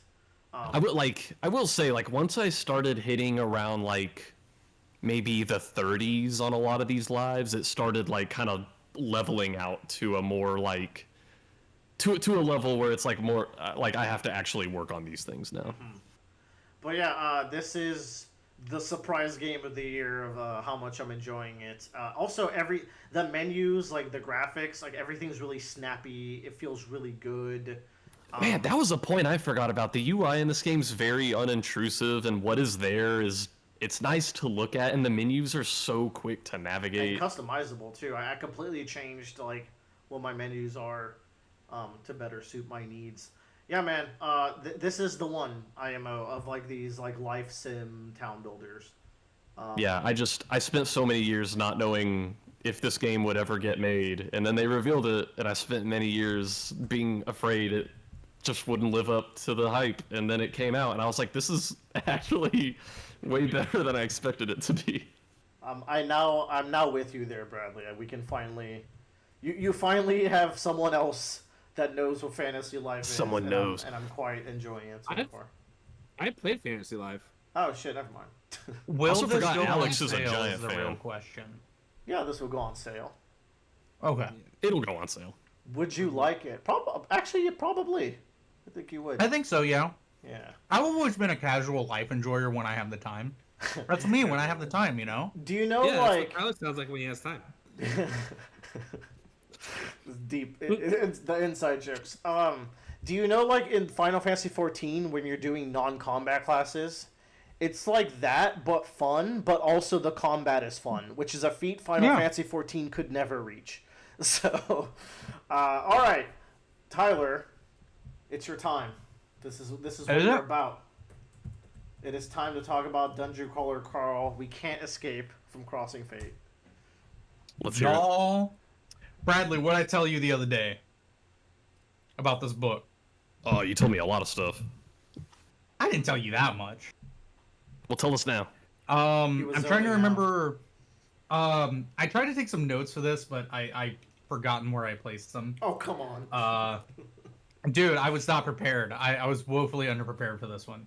If I had to describe Dungeon Crawler Carl, the inevitable ruin is war crimes, new things that shouldn't like make war crimes like look like baby crimes. Okay, no, that's what Tyler told me about it. I remember the war crimes. And tennis rackets. Okay. That's all I need to know. Yeah. I know Carl's main weapon is a what's it called? What's his little like curved ball thing that he uses to throw things? I Dude, don't even know what the name of it would I be. don't even know the You name know what I'm of it talking is. about? Yeah. Yeah, When you say yeah. tennis rackets, I think it's an evolution on that. That's my only thought. Does he Sorry, still I'm on have push it, to Tyler? talk. Does he He still got does. it? Of course, he does. Y'all, this is the ninth floor. A Oh, lot has been building up to the the ninth famous floor. ninth floor. No, they talk Mm. about this all the time. This is the ninth floor. The entire book has been building up to this floor. This is a crazy book. Um, it uh I'm not gonna go spoilers. This book does a little bit of subversion, has some nice themes to it. We get a little bit of a "they will not break me" action, Oh, but not from who you expect it from. Ooh. Yeah. Uh there are some deaths in this book. No. Yep. Um it's good. It is I really don't want to spoil anything. I won't say it's my favorite book. I was a little let down by some of the build-up, but it might bring more intrigue to the book as well. Um, there might be an element. Have you heard so far about like people about characters taking deals? Kind of sounds what kind of familiar. deals? So like Mordecai took a deal, Yes. and that's Yes. why he works there. Um, so obviously we have survivors in this book that go over into the next book, and the next book is the tenth floor, and that's where like a lot of people take their deals, um, so that they now work for the dungeon and they go into servitude and everything. Um, I thought that the way this book series was going to be set up was that they talk about there's 18 floors in the dungeon, but the highest anybody has ever made it was like what? Do y'all remember? It was like the 12 12th or or 13. something. Some shit like Yeah. that. So it's like okay, that's the stopping point. That's where the game ends, you know. But I'm like, I think they might try to take it as high as they can. I did not think the author was going to, I, but now I'm thinking he might. that always seemed like the way to go for me. Like, why make so many floors if this isn't gonna be the one time where we go there? You know. Yeah. There's a lot of some background conflict going on. Um it's everything moves so fast. It kind of feels like part 1 of Avengers Endgame where it's like you don't get a whole lot of everything. You get like a lot of one thing and then everything else is kind of like I don't know. It's there's so much going on. It's all just casually grazed upon. That being said, I still loved it. I couldn't stop listening to it. Um, Did you finish it the whole way already? oh yeah, no, it's Okay. done. It's done. It's like 26 hours. It's a very healthy um, length, in my opinion. I'm really happy to hear that it hasn't ballooned because fantasy authors love to make every single one way longer. Oh, in terms of length, yes. Yeah. In terms of thematics, I think it ballooned in book 6. That book is crazy still, or book 6. That book is insane. Our friend Cirquette is reading through it right now. She's reading the physical format. So she Oh, I doesn't didn't get know so- there was one. Well, because Yeah, Tyler's a fucking liar. I was like, so is there a book version of this? And he definitively said, no, it's only an audiobook. I have evidence of this. Dude, I looked whenever I started reading them. I did not find physical editions. They exist now, at least, for sure. They exist now, at least. Yeah. Joe, look that up. When were these books first published? Was it recently, or had they been in publication for a while? I like how Joe's our known go-to fact checker. He'll get it. He'll He'll get put what we me need straight. fast. Or- These books are from the 1970s. Dude, They're not. y'all. These people get some insane shit in this book. I think heavily Donut is the star of this book. So this is a very, like, I would say book 6 is a very Carl focused book. Book 7 gets to be a very donut focused book. Nice. I fucking love Donut. Yeah. So it's very nice. We have some side characters that do some crazy shit in this book that set up some potential future problems. Yeah, we have some NPC characters that do some crazy stuff. I really want to just tell y'all everything. But you Can't get wait there. for y'all. It's a shame that you can't. I know.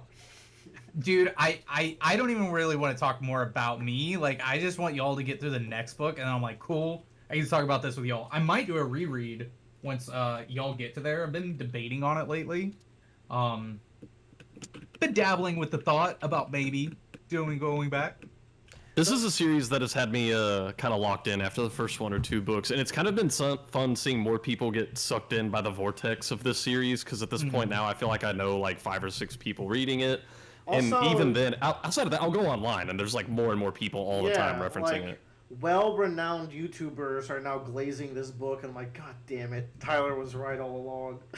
Yeah, Well- it's everybody gets one. Everybody gets one. It makes me feel a little better about liking this swill, this trash. It's like, turns out it actually is good. It is. Yeah, dude, y'all. This I will say. Let me put this, like, you remember when in Pact, when the twins show up at the house and the family is there, and it's Yeah. just all the young kids? From that moment far. to like where they show up outside of the Upside Down and they're like at the tree. Does that mean anything to y'all? It's ringing a bell. It rings a bell. That's like what book 7 is. It feels like. I'll take it. It is a nonstop roller coaster ride. There's so much going on. Everybody's here. Literally in so many ways. Carl gets a pet. No spoilers, but he does. He gets a pet. No spoilers, Finally. though. Yeah. No spoilers. I'm not gonna tell you what the pet is. It's but a he gets snake, a pet. but no spoilers. No, It's not, a cat, but it's just not sentient. Like Donut. Yeah, that's it. I'll keep it short. It's a great time. This is an interesting tidbit. This is the first time listening to this book in my new car, and my sound system's not as good as my other one. Really? So Carl had a very weird voice to me at the start. I was like, is this the same guy? Like, we doing the same things? That is an issue going from vehicle to vehicle. I think when I got my current truck, I was mid a Stormlight audiobook at the time, and so Yeah. I was like, luckily my new truck was way better, so I was like, oh, thank God. Yeah. So the voice, it took me a little bit, but I adjusted eventually. I didn't lose my sanity, so it's a good time. Nice. Well, we'll get there eventually. Book I 2, listened- book 2 almost had me out, but book 3 dragged me back in. So as long as nothing Yeah. else pulls me back out, I will eventually get there. Serket said at the end of book 4, she was hooked like crack cocaine, or like midway through. She's hooked. Oh. That's the next one I'll read. I'll definitely gonna read that this year, because like after my 2 current books, it might be Carl time again or Tana Friends. I watched that YouTuber who you posted talked about it. What was her name? I Murphy. posted 2. There was Bookborn and Murphy. I think it was Murphy. She had great opinions about the book. I like the way she describes everything. Yeah, that's her talent. All I right. like Murphy too. Yeah. Yeah. Well known, good Mhm. speaker. All right, yeah. Shout outs. Go listen to Murphy Napier. She got me into The Gentleman Bastards, which is what I'm currently reading. So there you go. Joe, Arkham City, Drown City. Arkham Horror, Drown City. Yes, This is the big one. Arkham City is the Batman game, not that one. Yes. Yeah. So a new Arkham Horror expansion came out about in March or so. Right? March or April. One of those two.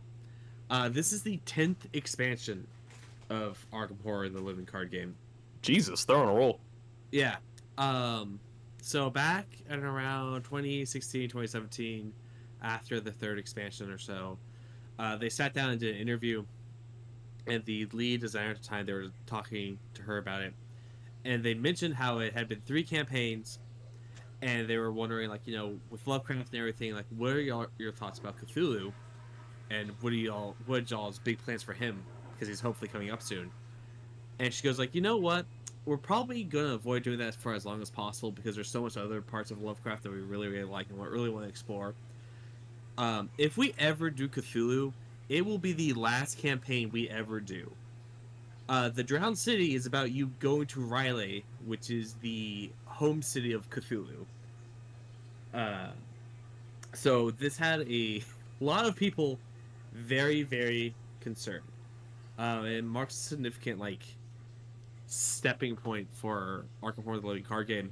And it's referenced, like, pretty much everywhere. Like, it really does feel like a crescendo of this kind of era of the card game, to the point where, like, every expansion that is in the game comes with a little, like, set symbol in the bottom right hand corner that kind of lets you know, like, where the card's from. The core set symbol is the Elder Sign, which is the, like, critical success. It's like, you great, awesome, you're going to pass, everything's fantastic. The set symbol for this campaign is the automatic failure token, which is just, you're fucking done. It's over. Like, you're so cooked. And there's a lot of, like, self-references to, like, the other parts of the campaign. Like, they reference, like, previous antagonists or, like, other NPCs you had to deal with as well, in, like, just little side snippets. But the thing is that Arkham Horror isn't ending. But what is happening is they're moving on to, like, a seasonal cycle where basically whenever they print new cards, new campaigns, they are only printing them with those cards and campaigns in mind. With the idea, like, of you're going to have, like, these 3 campaigns are balanced around three sets of cards. And they did this because printing 10 expansions for a board game is fucking insane. Like, that's so much real estate you have to constantly be doing. Like, One Piece is super popular, and in its first year could barely keep up with anything, right? Mm-hmm. So, like, this is like a niche game that has to make money and has so many expansions.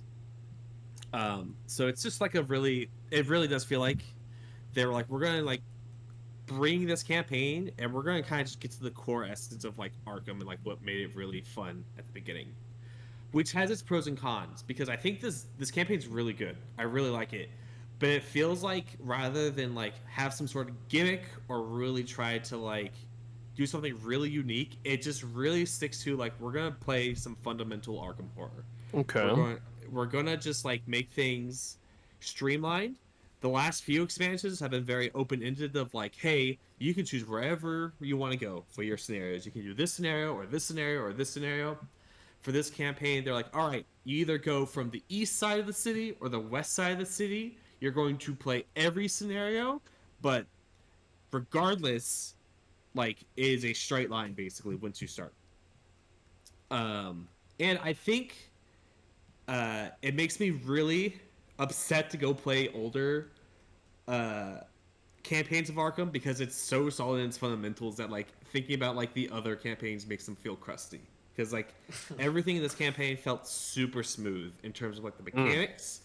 Like, the game is, like, punishing enough, but never feels like, if I draw the autofail token, I will just explode and die, like, which were played throughout the previous campaigns. But you're still dealing with a bunch of bullshit. So, like I mentioned before, you're going to Riley, and your goal is to, like, collect these artifacts from the city. And while you're collecting these artifacts, you also find these glyphs, which is, like, this alien alphabet. And as you, like, unlock glyphs, there is, like, flavor text on cards that you get to read. And if you're able to complete the sentences, it gives you additional instructions you're supposed to do, essentially, which is super fun. It adds the element of, like, interactivity to the game that you have, where it's just like, okay, like, if we translate these glyphs, this actually tells us a whole different ability that this card does now instead of the other Oh, ability. cool.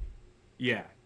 So like you're constantly like referencing your guide. And you're like, fact glyphs on this card. I want to know what this fucking card does, or like like potentially like does this flavor test actually let us bypass this test entirely? Like it's kind of that fun stuff that you get to do there.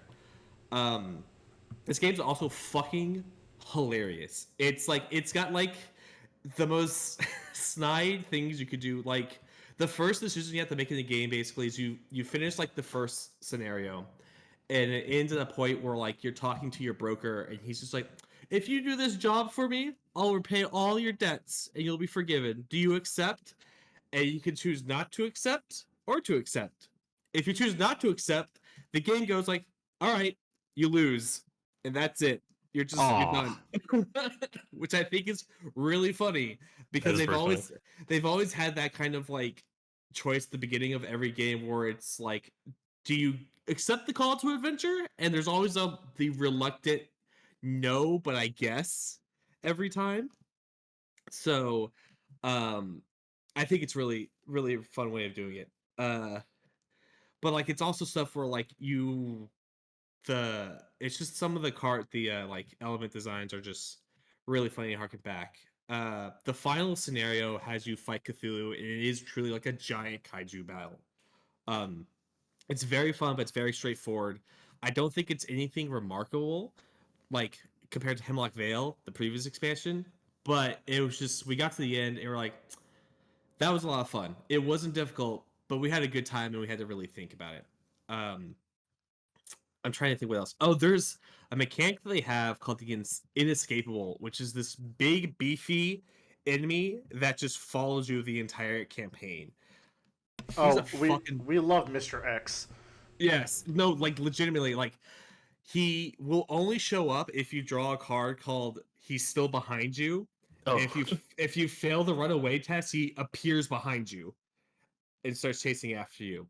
If you kill him, he doesn't go into like the discard pile. He goes into something called the victory display, and he will sit there until you draw another copy of that card from the deck, and you have to test again to see if you can get away from him. Um, Super fun enemy. He's at the right balance of like this guy has so much health. He's really easy to like dodge, but like it's so hard to like actually like shoot him down and kill him and like get him to stay dead. They made another enemy called the Persistent Machines, which is a 2/2 machine. It has 2 health. Like you do it, you kill him in like one shot of your gun. But the mechanic is that he doesn't die. He just exhausts and gets right back up as soon as that happens. So this thing just does not fucking die. It is the bane of my goddamn existence.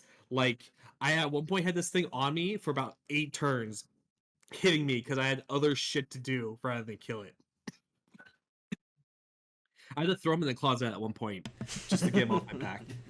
I was just like, all right, if we got to a turn, it's like, I'm at 1 health. I need to fucking deal with his asshole. Give me like 1 turn to do some bullshit. I ended up like dragging him into a location, killing him, so he shut down, walked away, and then I had to do like a test where like I had to pull a lever that like caused the location to move to the other side of the map because you're in the middle of like this giant like archive vault that's kind of like Gringotts where you're moving across a platform and shit. It's really cool. What is the art in this game? The art in this fucking campaign is gorgeous. It's like it evokes a lot of like that a lot of nautical portions of it, but also it mixes in like Prometheus vibes from like Alien and stuff like that too. So I was really vibing with it.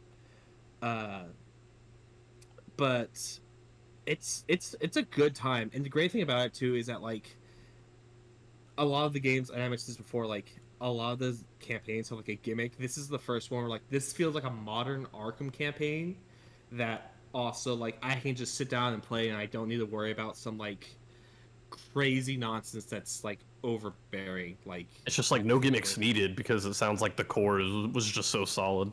yeah, it's so good. I wish I could show you all the play guide book because the book is like gorgeous in its art.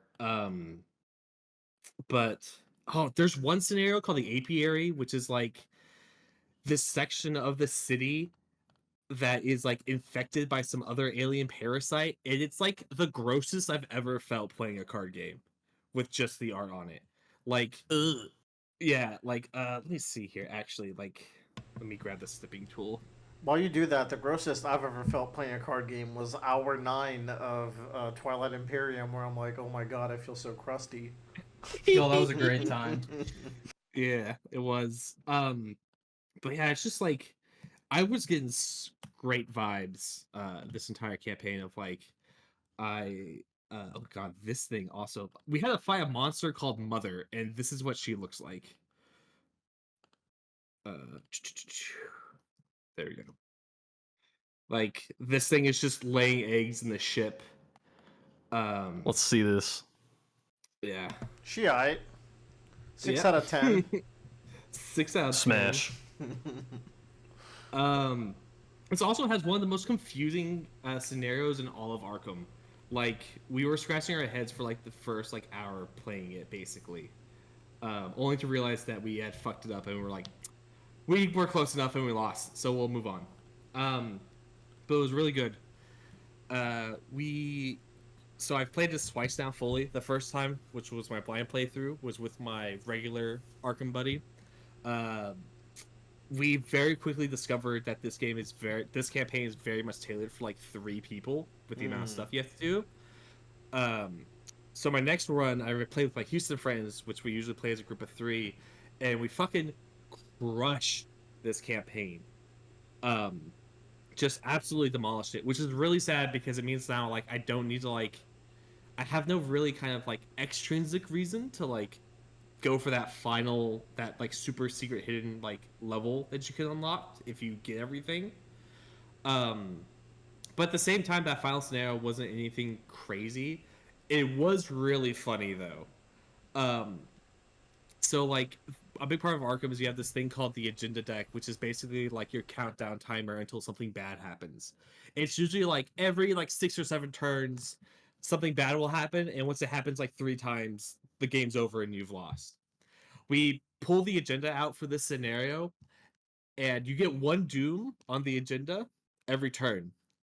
This agenda had 100 doom as its threshold. Jesus. Yeah. And so we beat the scenario with plenty of time to spare, and we flipped the card over to read like what would have happened if we made it to 100 doom, because they do bullshit like that. On the back of the card, it says like, you try to do a stalemate against Cthulhu, that's not gonna work. Take your collection, go to this coordinates in the seas, and drop into a chest and drop the chest into the ocean. Kind of stuff, and you're all driven insane. And I just thought that was super funny. That's cool. Yeah.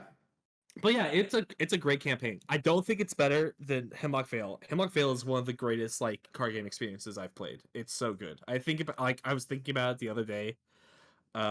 And like the final scenario in Hemlock Vale is like, it's crazy good. I think it's just, yeah, I really like Hemlock Vale, but this one is like really, really solid, and it would make me really, really excited and happy. It was just one of those things where it's like, I love playing Arkham. This is one of my favorite games ever, and like it had been so long since I had played something new, and I realized like how much I like playing something new. And Ultimately, now, so do we know if this one is going to be the last one? Because I know earlier you were saying like if they were ever going to do Cthulhu, they were going to like save it for the last one, right? yeah, this is not going to be the last one. They're going to do Okay. a new Those like liars. block system. Yeah, no. From 10 years ago.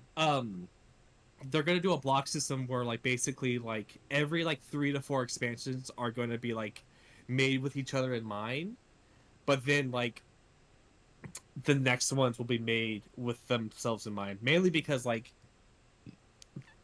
every campaign comes with its own box of campaign cards, but then also its own like 200 card box of player cards that you can use in any campaign. And with 10 expansions, we're like, maybe not 200. Yeah, no, yeah, 200. We're like close to like 2,000 cards basically at this point in the game, that I own, which is kind of frightening to think about, that I have to store those somewhere. But yeah, so I'm excited to see what this team does next. They have hit like our batting 100 in terms of expansions in this like new era since the lead designer left. 20 years from now, you're gonna be playing expansion 35 or something, man. I'd be so happy. I can't wait. I hope it's a reimagining. So they give hints for each new expansion. The hint for this one was making you an offer you can't refuse, which refers to your mob ties that you have at the start of the game. The hint for the next expansion is that you're going to be burning with anticipation of what we have to show you. So I'm very curious to see what that is. But we should hear about it probably late this year, if not early next year. So I'm excited. Do you get the same updates about other board games in their fashion, where it's just like, hey, this is gonna drop soon, or Kickstarter? They will just drop for Arkham, they will drop an article saying like, this is what the campaign is, and then they do like a spoiler season like they do for One Piece, where like they give content creator cards and stuff. Oh, Are there any campaigns where you go into space? Did you go into space in this campaign? I did not. But there is a fan-made version. There's a fan-made campaign that people have made called Dark Matter, which is you go to space and do Cthulhu stuff, or not Cthulhu, but like Lovecraft stuff in space. It's pretty solid, except for one scenario that I absolutely hated. But overall, I really liked it. Yeah. But space is like a big jumping point, I feel, but also not. Considering I'm like 80% sure the city of Riley is actually just a giant spaceship, just based off of the vibes of like the art and everything. But yeah, great campaign. I was elated. I'm like thinking about it now. I'm playing it for a third time with my usual buddy, and I think about it of like, once I get my computer, I'll probably start a two-handed solo by myself and like just run it again, because I think it's really solid, and it's a great place to just play decks because you're not having the tech for a lot of stuff other than this fucking machine that won't die. But yeah, all right, Yeah. That's it. That's all I have for that one. I'd love to hear it. Bradley said something like expansion 35, and I've been sitting on that for like 5 minutes to make an expedition 33 segue. So here it is. Here's that incredibly smooth segue. Tyler, take us off. You have finished expedition 33 act 1. Specifically just act 1. So I'm here to talk about my first finished act 1. Yeah, I finished act 1. Nice. Cool. It's crazy that Act 1 is actually like 6 hours. Yeah, it's not that long. My gameplay time says 26. God damn, what were you doing? He was exploring. I did everything in the first area.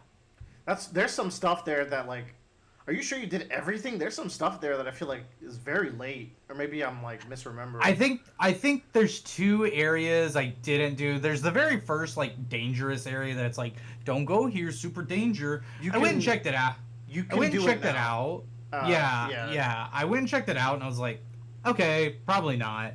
And then there was another area that I just said, I don't want to fucking explore this anymore. I'm gonna just go do the main thing. Because it's like you go through an area to get to another area, and I think I was like Gestural Mountain or something. I was like, I don't want to fucking deal with these guys. Oh, dude, did you walk into the Frozen Hearts? No, not yet. No, Okay. I don't think I did. That area is incredibly late game, and I kept coming back to it constantly. It's like, nope, not yet. Nope, not yet. Yeah. Second to last thing I did before the final boss. So it was like... No, not yet. You have a limited space you can go to before you can swim on the sea. So I took notes for this one because I just got through it today. I'm gonna start with good things. Good things, right? 2 bullet points. It is about 2 bullet points, and then a couple paragraphs. Oh my! I do like combat. It's pretty fun. I like the dodge and parry system. It's very risk reward, timing mastery sort of thing. I think there's only been like 2 enemies that I fought that I was just like, what the fuck are these attacks that are going on? But one of them I figured out. The other one I never did, and I didn't care because it was doing like 50s, and I was like, I just don't want to fucking even use the attention span for this. I think the coolest attack I've seen so far is one of the mini bosses was like he would lob like 2 attacks in the air and then come in for a midway attack. Yeah. And then I was like, what the fuck is hitting me? I can't what is hitting me? And it took me after my first death, I finally realized that he was lobbing something in the air. Because like the whole time you're watching it, you're watching for his melee attack, but it's like, ooh, the tricky. I think it is called like trick shot too. So, props to them. The character classes are interesting, but a little like convoluted in not a good way. Like, I feel I do not agree at all. We could sit down and I can explain it to you if you want, but like they're pretty straightforward. There's the Sun and Moon Girl. I think that's kind of the only one. Well, okay, she's the hardest one to figure out. No, you're right. No. Let me explain to y'all what I mean. Every character has like their little class system kind of fleshed out on what they're supposed to do. Mm-hmm. Okay. Convoluted I'm like, why do I need 14 skill nodes to use like 6 of what is just working, sort of thing? Because I want to use a different 6 skill nodes than you do. And I can. Sure, you can. I don't know. I'm like almost level 30. So Verso's like, I think 2 or 4 levels under the rest of my characters. Mm-hmm. I haven't done any grinding. I'm on the mid-level. But it's like the Moon Girl, I get it. It lets you build her as like a support or a high-functioning DPS.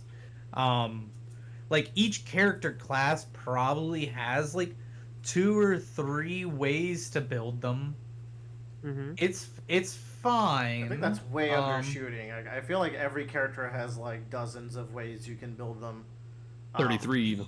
It's even, like perhaps there's obviously like multiply the number of nodes by the number of skill slots is the number of different combinations. No, that's not even what I mean. Like, maybe just keep playing because like now you'll start unlocking weapon passes more commonly. I've unlocked 1 on all my weapons so far because they don't give you upgrade drops to unlock the second one until you beat Act 1. So they I'll get more soon. Which actually goes into weapons. There's good and bad about the weapon system. I like the passives. I like that they scale off of stats. I don't like that I feel limited in the amount of weapons I can choose, because, like, I got this one weapon earlier that had a really great passive, so I started building up, like, this one stat for this one character, and then I get a new weapon that has, like, 70 less damage, because I haven't been building those 2 stats on this character, and that weapon doesn't seem like a viable option anymore, because 70 feels like a lot of points. And it's not happening. That's a bit of brain worms, because I swapped weapons all the fucking time, and it doesn't really matter. Like, you just do whatever is fun for you. Like, everything was viable, and if you really feel it's unviable, you get so many respecs. It's kind of like that arbitrary number in Monster Hunter, where it's like, they're all a different number. What does it really mean? Yeah, like I'm doing max damage with the Sword Girl. Yeah. The game is. But she is supposed to. But like, yeah. How do we get my own to fuck as many people possible with her sword? That's the. I was like, fighting the rock guys, and I had the fire sword that had like 60 or 70 more attack than the ice one. But I switched to the ice one, and the ice one starts doing more damage. So it's like it's fine in that department, and especially when the skills utilize the element. With the AOE, that is a very nice touch. I'm just like the disparity between the numbers is a little disillusioning. So you yeah. might be overthinking the numbers a bit. I don't know how Joe plays. They're Well, in the like, game, so I'm supposed to think about them. Yes, but that's why they're there. If one's smaller than the other, I don't automatically go, "Well, this is unusable now." I go, "Yeah, let's try this out." If it's like within 30, I would be like, fine. They're That's gonna be okay. But if it's hundreds like, of parts, and the one lower number might still be better, even when they're hundreds of parts in the end game. yeah.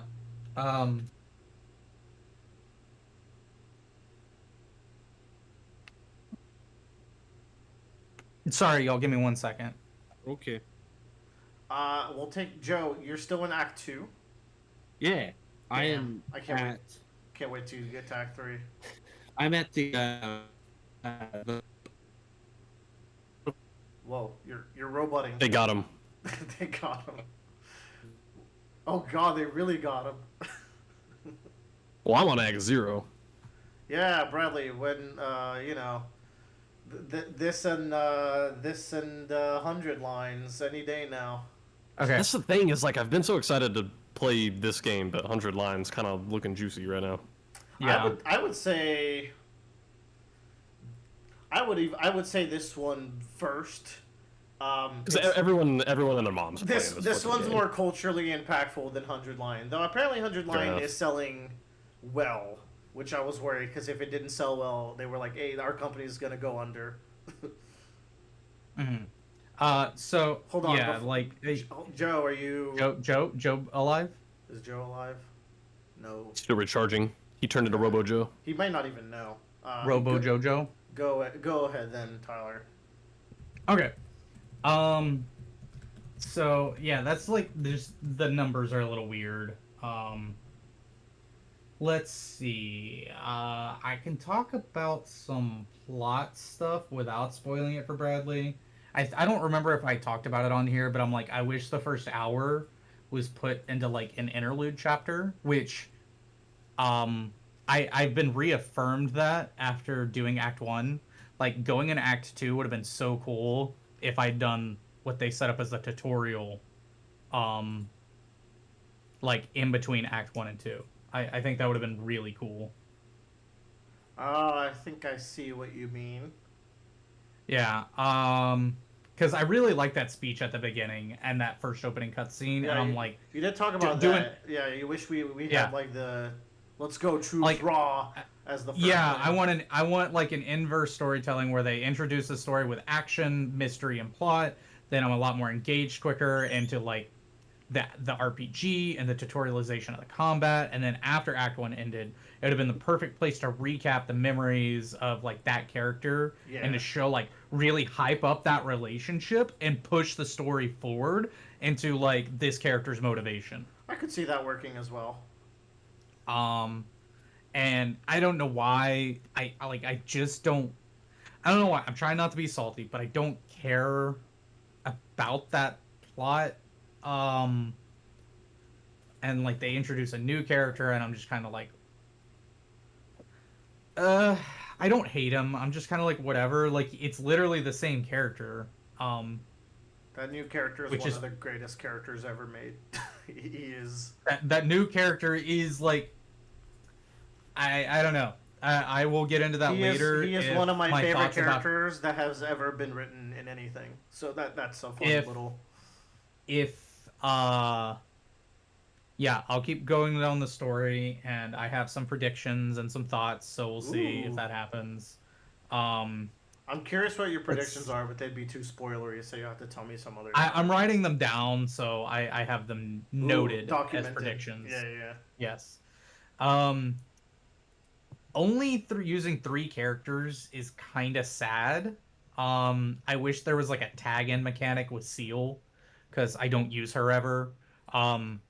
she's such a back burner character that I literally built her to be a back burner character. Like, if my entire party wipes, she comes out with the last standing, like every last standing buff. Last Stand is so peak. Um, Yeah, I use in any RPG. I use the entire party no matter what. So I used a lot of CL as well.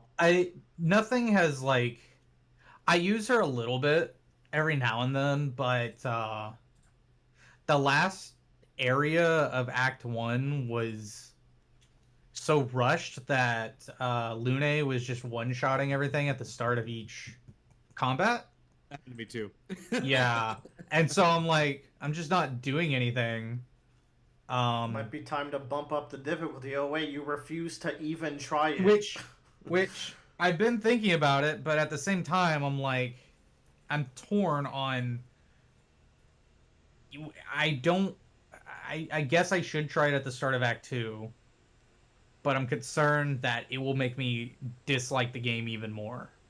Then just turn it back down. Yeah.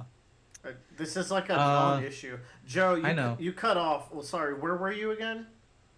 I don't know what were we talking about. Oh, I'm on this. I'm in the area of the second boss you need to kill in Act 2. You got a little bit more. Yeah. You can't really. I feel like I can't talk about this game until people get into Act 3.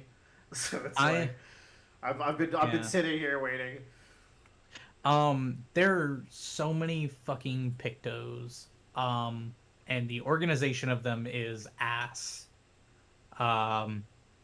Like, when you're looking at the big long list of all of them, there's no way to determine like what is like offensive, defensive, and support. I feel like they really could have color coded them or done some type. Well, no, there's literally tabs for offense, defense, support. Yeah, I know, but like, why is it categorized so? Like, they could have.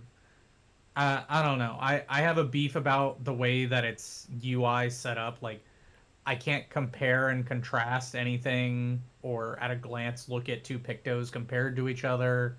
Like, this is supposed to be the equipment system, which gives characters lots of passive stats. And I can't look at those stats unless I'm hovering over it. I have to memorize names and everything. I think it could have been done a better way, like even a long, I don't know. Yeah, no.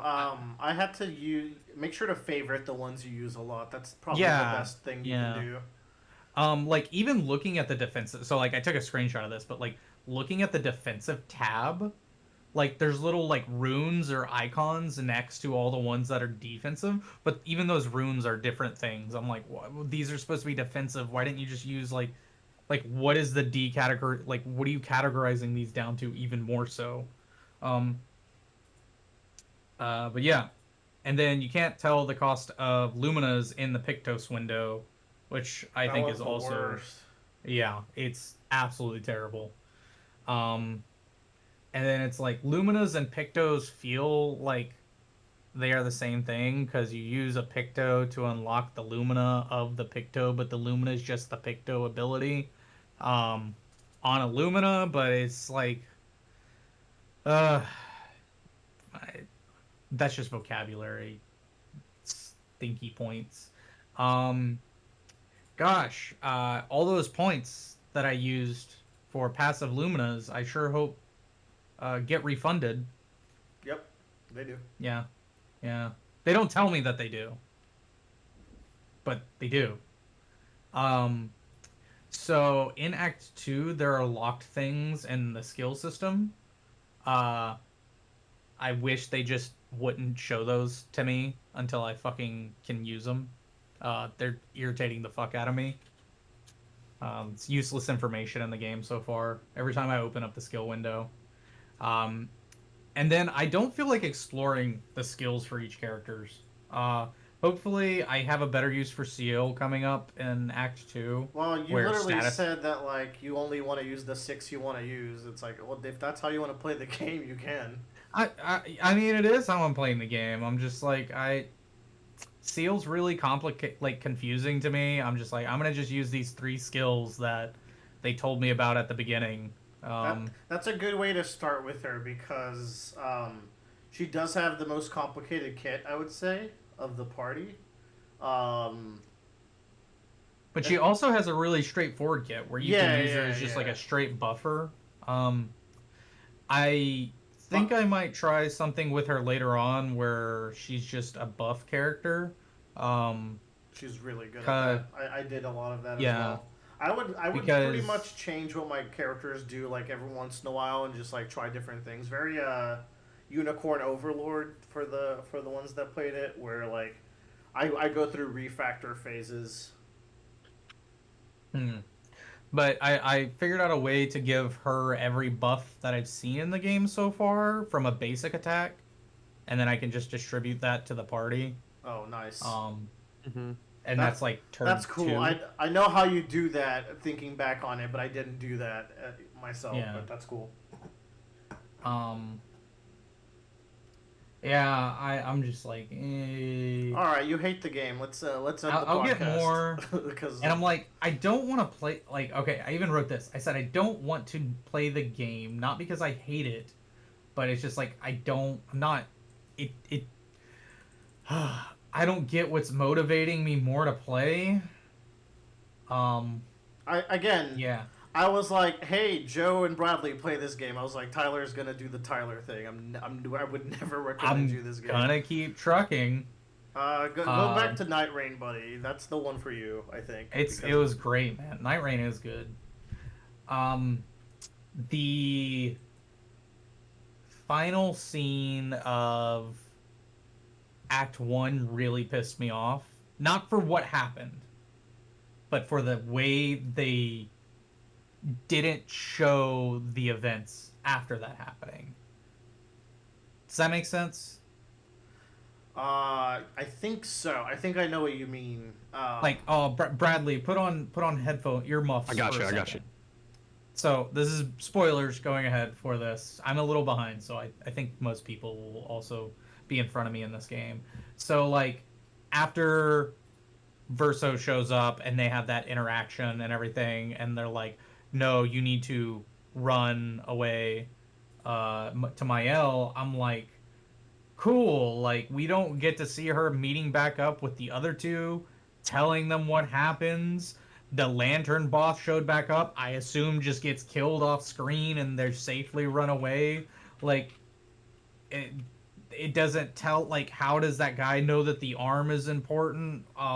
Like, if they were sitting there from Eski screaming about Gustav and the arm and the journals, like, for what goes ahead, or like any context for making Verso motivated to come see them again outside of what he currently has going on, which is some obvious subplot with Eski. I'm like, I don't like how they told me, like, they just show the next cutscene after that happening is Eski hugging Mael. I'm like, okay, what about the other two fucking main characters that also have good relationship with Gustav here? This is a very Octopath Traveler moment where they're just telling me some relationships between people instead of showing me. Like, this game has done a lot with, like, budgets and cutscenes and interactions with these characters, and then they just did that. It really pissed me the fuck off. And I think that's why I'm really demotivated to play right now. Funny you say that, because I think that shows the relationship between SK of just because he is new is reaching out to Mael in that moment of solace. Like, okay, yeah, but like she's the one most there's likely another to few be, moments like, emotional in about it. in between that. Yeah. Like, it shouldn't just, oh yeah, the main character just died. Okay, cool. Now Eski's hugging Mael. Like, what about the other two characters? Like as far as I know, like. There's so much reflect chaos on it going later, on. But you have to remember, Lune and CL are a lot more emotionally developed, and CL in particular has faced a lot of loss in the past, as you'll find out, and Lune is very logically driven. So Eski, the big huggable marshmallow, of course, is going to go to the 12-year-old. Bradley, go away. Yeah. I just wish that they had shown them actually leaving on Eski, But to back up, what does that provide for the story then? That's my question. Don't say it gives you reason or context. You got me in a tutorial at the beginning of the game that does like they do that much effort for storytelling. I'm like, okay, what okay, Joe, it fills in plot holes. How about that? Like, how do they escape after the third lamp beast for the third time? And Eski said he couldn't move, so like the two of them beat it when it took all four of them for the outside plot. Right, it was weakened because it got back up for a last little plot convenient strike. But I could believe they could do it at that point. I mean, it just took Lune for me when I killed it. So like, yeah, Lune was down there. They had it. That's like a frustrating point where I'm like, okay, at the very beginning, I wish that I had less plot and I got flamed for that, and now I'm saying I want more. And I'm getting flamed for that. All the plot in the game was incredibly relevant to set up the world and the character motivations. Them flying away on SKA doesn't really add anything. I think they could have created more drama out of that scene. Okay, or more that I can get, but I think that's what I want. I think they provided enough given what happened and how insane that was. I think they wanted also to get you quickly to meet the actual like new main character, but this is a very Cecil turns from Dark Knight to Paladin feeling in Final Fantasy IV. You're just like, oh cool, I'm completely new. Yeah. It's a little disillusioning, I guess, so far, but it also gives me premonitions about the end of Act 2. Okay, well, Bradley's not here still. Hold on, let me just... No, he is. He's back. I just came back like 30 seconds ago. Okay. Yeah. You know what? We're like way over time, so let's just... Wait. Bad UX thing is they put me in the camp. Don't tell me anything about Verso until I'm going to go do his first combat with him, which is like 3 cutscenes later. So I can't do anything in the camp with his skills except blindly put him in. And then... So, like, what I have to do is I have to go do a combat with him. They'll give me the tutorialization of him. Then I go back to the camp and then do that. Don't like it. Yeah, I played DMC, so I was like, I know what we're doing here. I'm assuming the same thing, but, like, it would have been really cool as soon as I opened up a skill window. Yeah. Which I have 24 of, that they would have told me what he does. Yeah, that's fair. I like the way that they describe it there because I'd rather just jump into it and then like, oh, okay, cool, and then I can go back and figure things out. 3 cutscenes to get through to do that. Why put me in the camp? They should have just cutscened me out of the camp and then put me into the overworld. Because no, yeah, I can't. Because they have to introduce a new system, which they did. That I'm just like they have to catch up on the plot events at the camp. But also, it's like really solidify like. The status quo. The status quo. Yes. That's why. It's working mechanics into the narrative because now that camp is a little bit different. Yeah. That's my 2 cents. All right, we'll catch up on Act 2 whenever that happens. And then see you in a month. We'll do it all over again when Bradley plays it. Fingers crossed. Yep. Cool. Well, that's the podcast. Definitely no Scenic Route. Sorry, Joe. Star Wars Battlefront 2 good? It is good. Yeah. I actually got it too. For the people who don't know, I'm a Star Wars boy now. And when that transformation happened, I went on the PlayStation Store. And this game, Battlefront 2, apparently got a revival in 2025. It was 85% off. I was like, I'll play that shit for $5. Mm-hmm. I'm having fun with it. I boot it up every once in a while. I don't like the multiplayer because I think there's a lot of design choices that they didn't really have a lot of forethought into. But like the design choices from a like sandbox like single player co-op perspective is really fun. But the single player is fucking awesome. Yeah, but like from a online competitive, we have 32 other people playing with you, and they're all trying to be Jedis. It feels like you never get a chance to be a Jedi, and it kind of sucks. That's rough. But that's why you don't do that. You just kind of play. That's why you don't do that. It's that easy. Yeah, it's that easy. But I have other like criticisms about it. But like in the year of our Lord 2025, the game that like really kind of maybe started the first pebble of the downfall of the loot box system is okay. It's okay. Yeah, it's Interesting. okay. How far Yeah. we've come, huh? No, we all now just get big titty women from our loot boxes instead of skins. God bless. All right, everybody.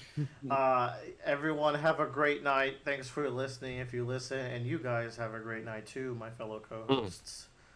Goodbye. Good night, everybody.